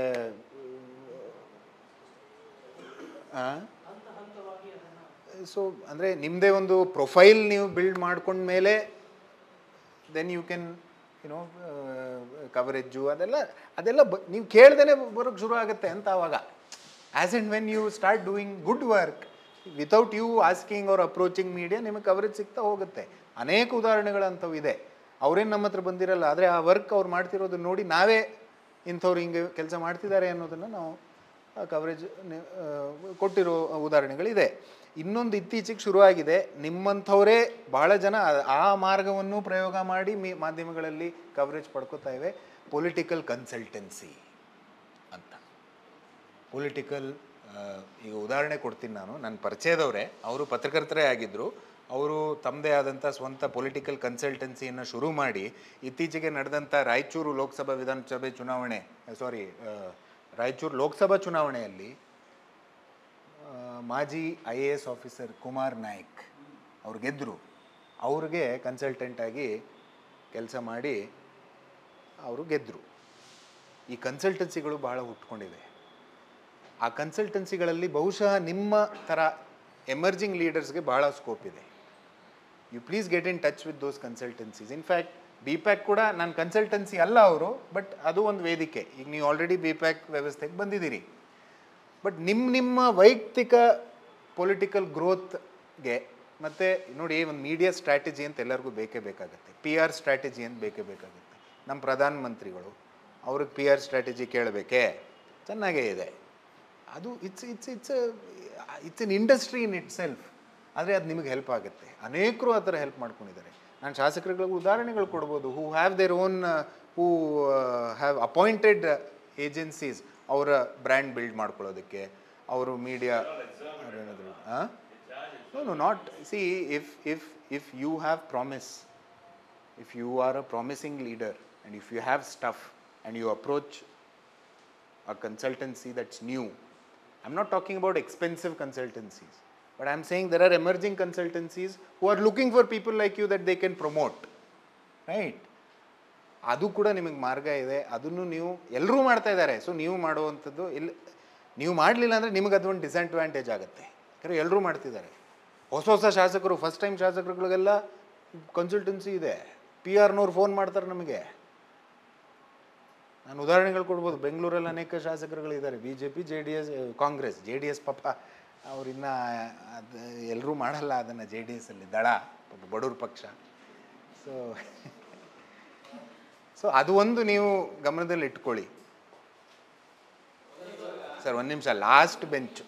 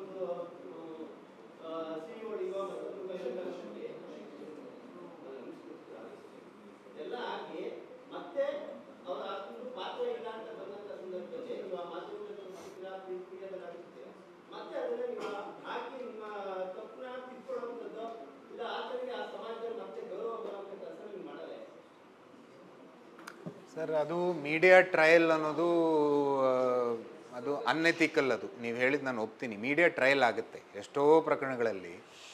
ಅಂದರೆ ಮೀಡಿಯಾನೇ ಒಂಥರ ಕೋರ್ಟ್ ಕೇಸ್ ನಡೀತಿರೋ ಹಂಗೆ, ಇವ್ರು ತಪ್ಪು, ಇವ್ರು ಹಿಂಗೆ ಮಾಡಿದ್ರು, ಹಂಗೆ ಹಿಂಗೆ ಅಂತ. ಅದು ತಪ್ಪು, ಅದು ಯಾರೂ ಸರಿ ಅಂತ ಹೇಳಲ್ಲ. ಅಟ್ಲೀಸ್ಟ್ ನಾವೆಲ್ಲರೂ ನೋಡಿ, ನಾವು ಒಬ್ಬ ಪತ್ರಕರ್ತನಿಗೆ ಬಿಗ್ಗೆಸ್ಟ್ ಅಸೆಟ್ ಏನು ಅಂತಂದರೆ ಕ್ರೆಡಿಬಿಲಿಟಿ. ನಾನು ಕ್ರೆಡಿಬಿಲಿಟಿನೇ ಕಳ್ಕೊಂಡು ನಾನು ಪತ್ರಿಕೋದ್ಯಮ ಅಥವಾ ನಾನು ರಿಪೋರ್ಟಿಂಗ್ ಮಾಡ್ತೀನಿ ಅಂದರೆ ನನಗಾಗಲ್ಲ, ನನ್ನ ಮುಗೀತಲ್ಲಿಗೆ ಅಂತ. ಸೊ ಈ ಕ್ರೆಡಿಬಿಲಿಟಿ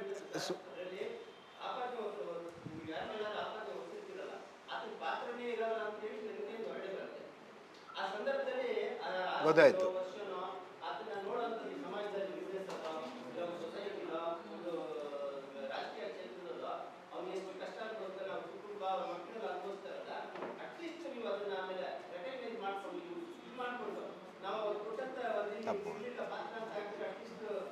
ಸರಿ ಇದೆ,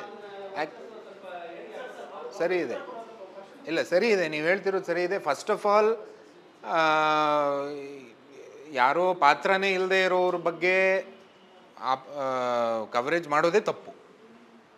ಬಟ್ ನಮಗೇನಾಗುತ್ತೆ, ಕ್ರೈಮ್ ರಿಪೋರ್ಟಿಂಗ್ ನಾನು ಮಾಡಿಲ್ಲ, ಭಾಳ ಕಡಿಮೆ ಕ್ರೈಮ್ ರಿಪೋರ್ಟಿಂಗ್ ಮಾಡಿರೋದು. ಬಟ್ ಈ ಥರ ಇದರಲ್ಲೆಲ್ಲ ಏನಾಗೋದು ಗೊತ್ತಾ, ಇನ್ವೆಸ್ಟಿಗೇಷನ್ ಮಾಡ್ತಿದ್ದಂಗೆ ಪೊಲೀಸರು ನಾವು ಸಂಪರ್ಕದಲ್ಲಿ ಇರ್ತೀವಿ, ಪೊಲೀಸರು ಬೆನ್ನು ಹತ್ತಿರ್ತೀವಿ ನಾವು, ಏನಾಯ್ತು ಹೇಳಿ ಸರ್, ಎಲ್ಲಿವರೆಗೂ ಬಂತು ತನಿಖೆ ಅಂತ.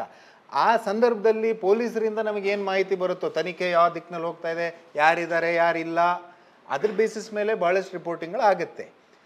ನೀವು ಹೇಳ್ತಿರೋದು ಆ ಸಂದರ್ಭದಲ್ಲಿ ಇರ್ಬೋದು, ಬಟ್ ಎಲ್ಲ ಆಮೇಲೆ ಖುಲಾಸೆ ಆಗುತ್ತೆ, ಯಾರಿಗೋ ನಿರಪರಾಧಿ ಅಂತ ಆಗುತ್ತೆ. ಇಲ್ಲಿ ನೀವು ಕೊಡುವಂಥ ಕವರೇಜು ನಂತರ ಸಿಗಲ್ಲ, ಅದನ್ನು ನೀವು ಹೇಳಲ್ಲ ಅಂತ ನಿಮ್ಮದು ಇದು. ಹೌದು,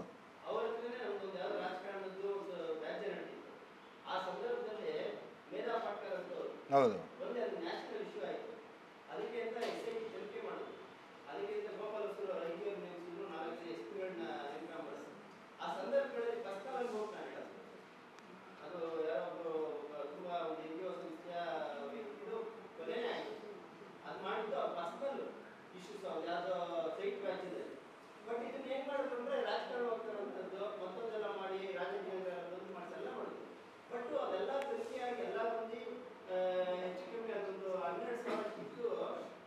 ಶೇರ್.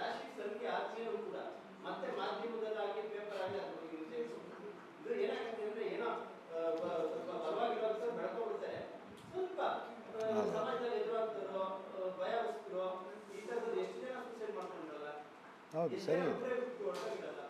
ಅದಕ್ಕೋಸ್ಕರ ನಂದೇನಂದ್ರೆ ಅದು ನೀವು ಅಟ್ಲೀಸ್ಟ್ ಅದಾದ್ಮೇಲೆ ಅದನ್ನ ಉದ್ಯೋಗಿಸುವಂಥದ್ದು ಆ 50 ವರ್ಷದಲ್ಲಿ ಈಗ ಉದ್ಯೋಗಿಸಿದ್ದೀನಿ ಅದೆಲ್ಲ ಅಪರಾಧಗಳು ಈ ಥರ ಸಿಕ್ಕಿದ್ದಾರೆ, ಹೌದೌದು ಇವ್ರ ಪಾತ್ರ ಇಲ್ಲ ಅಂತ ಹಾಕಿದ್ರೆ ಅಟ್ಲೀಸ್ಟ್ ಅವರು ಸಮಾಜದಲ್ಲಿ ಅವ್ರು ಬರ್ತದೆ ಸರ್ ಸ್ವಲ್ಪ ಉಳ್ಕೊಳ್ಳೋದು. ಸರಿ ಇದೆ, ಸರಿ ಇದೆ, ಹೌದು. We don't sir, exit polls TV channels ಮಾಡ್ತಾರೆ ಬಹುತೇಕ. ಪ್ರಿಂಟ್ ಅವರು ನನಗೆ ಗೊತ್ತಿರೋ ಹಾಗೆ ಕಡಿಮೆ. ಬಿಕಾಸ್ ಒಂದು ನಮ್ಗೆ ಆ ಬ್ಯಾಂಡ್ ವಿಡ್ತ್ ಇರಲ್ಲ, ಆ್ಯಂಡ್ ಟಿ ವಿ ಚಾನೆಲ್ಸು ಅವರು ಟಿ ವಿ ಚಾನೆಲ್ಸು ಏನು ಮಾಡ್ತಾರೆ, ಈ ಎಕ್ಸಿಟ್ ಪೋಲ್ ಮಾಡುವಂಥ ಸಂಸ್ಥೆಗಳೇ ಇರ್ತವೆ. ಸರ್ವೆ, ಈಗ for example TV9 C voter ಅಂದರೆ, C voter is the company that has done the survey, but they will give their findings only to TV9. Therefore it becomes TV9 C voter survey ಅಂತ. ಅದು T ವಿಗಳಲ್ಲಿ ಆಗುತ್ತೆ. ಯಾರು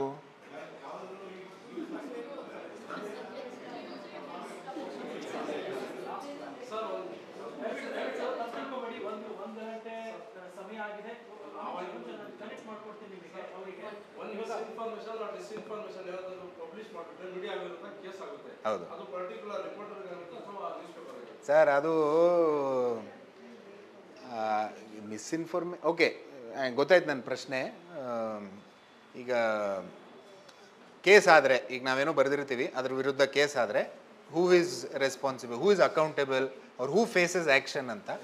court ಪ್ರಕರಣಗಳಲ್ಲಿ reporter ಹೆಸರು ಬಂದಿರುತ್ತಲ್ಲ, reporter, editor, publisher, 3 ಜನ. Publisher ಅಂದರೆ ನಿಮಗೆ ನಮ್ಮ ಸಂಪಾದಕೀಯ ಪೇಜಸ್ಸಲ್ಲಿ ಅಥವಾ ಕೊನೆಯ ಪೇಜಲ್ಲಿ ಯಾರು ಈ ಪತ್ರಿಕೆ ಪಬ್ಲಿಷರ್, ಯಾರು, ಎಲ್ಲಿ ಪಬ್ಲಿಷ್ ಆಗುತ್ತೆ ಅಂತೆಲ್ಲ ಇರುತ್ತೆ. ಸೊ ಪಬ್ಲಿಷರು, ಎಡಿಟ್ರು, ರಿಪೋರ್ಟ್ರು, 3 ಜನ ನಾವು ಹೋಗಿ ಮಿಲಾರ್ಡ್ ಅಂತ ಕೈ ಕಟ್ಕೊಂಡು ನಿಂತ್ಕೋಬೇಕು. ಅದಕ್ಕೆ ಆ ಥರ ಆಗೋದಕ್ಕೆ ನಾವು ಅವಕಾಶ ಜಾಸ್ತಿ ಕೊಡಲ್ಲ. ಬಿಕಾಸ್ ಕ್ರೆಡಿಬಿಲಿಟಿ ಪ್ರಶ್ನೆ ಅಲ್ವಾ. ಸರ್, ದಯವಿಟ್ಟು ಈ ಕಾರ್ಯಕ್ರಮನ ಇಲ್ಲಿಗೆ ಮುಗಿಸೋಣ. ನೀವು ಇನ್ಫಾರ್ಮಲ್ ಆಗಿ ಅವ್ರ ಜೊತೆ ಚರ್ಚೆ ಮಾಡ್ತಿದ್ಯಾ?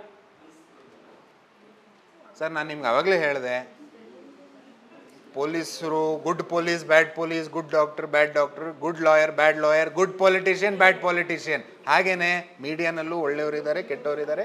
ಮಾಧ್ಯಮ, ನಾನು ಟಿ ವಿ ಬಗ್ಗೆ ಹೇಳಲ್ಲ, ಪ್ರಿಂಟ್ ಮಾಧ್ಯಮ ಕ್ರೆಡಿಬಿಲಿಟಿ ಉಳಿಸ್ಕೊಂಡಿದೆ ಸರ್. ಪ್ರಿಂಟ್ ಮಾಧ್ಯಮ ತನ್ನ ಕೆಲಸ ಮಾಡ್ತಾ ಇದೆ ನನ್ನ ಪ್ರಕಾರ. ನಾವು ಇನ್ನೊಂದು ಸ್ವಲ್ಪ ಹೆಜ್ಜೆ ಇಟ್ಟು ಹೇಗೆ ಭರತ್ ಅವ್ರನ್ನ ಇನ್ವೈಟ್ ಮಾಡೋದು ಅಂತ ಒಂದು ಸ್ವಲ್ಪ ನೀವು ಬ್ಯಾಕ್ ಡೌನ್ ಕೊಟ್ಬಿಡ್ತೀವಿ. ಸೊ ನಾವು ಆಗಲೇ ಹೇಳ್ದಂಗೆ, ಒಂದು ಕ್ರೆಡಿಬಿಲಿಟಿ, ಎರಡನೇದು ಆ ವಿಷಯನ ಆಳವಾಗಿ ಕೆಲಸ ಮಾಡೋದು ಪ್ರಿಂಟಲ್ಲಿರೋದು. ಇವಾಗ ಡಿಜಿಟಲ್ ಮೀಡಿಯಾ ಮತ್ತು 24 hours ಇರುವಂಥ ಸಂದರ್ಭದಲ್ಲಿ ಹೆಚ್ಚು ಅಕೌಂಟಬಿಲಿಟಿ, ಕ್ರೆಡಿಬಿಲಿಟಿ ಬರೋದು ಪ್ರಿಂಟ್ ಮೀಡಿಯಾ. ಹಾಗಾಗಿ ಅವರ ಪರ್ಸ್ಪೆಕ್ಟಿವ್ನ ನಿಮಗೆ ತಿಳಿಸಿದ್ರೆ ನಿಮ್ಮ ಮುಂದಿನ ದಿನಗಳಲ್ಲಿ ಹೇಗೆ ಹೆಲ್ಪ್ ಆಗುತ್ತೆ ಅನ್ನೋ ಕಾರಣಕ್ಕೋಸ್ಕರ ಇದು ಮಾಡಿದ್ವಿ. Thank you very much. Thank you. Oh wow, thank you.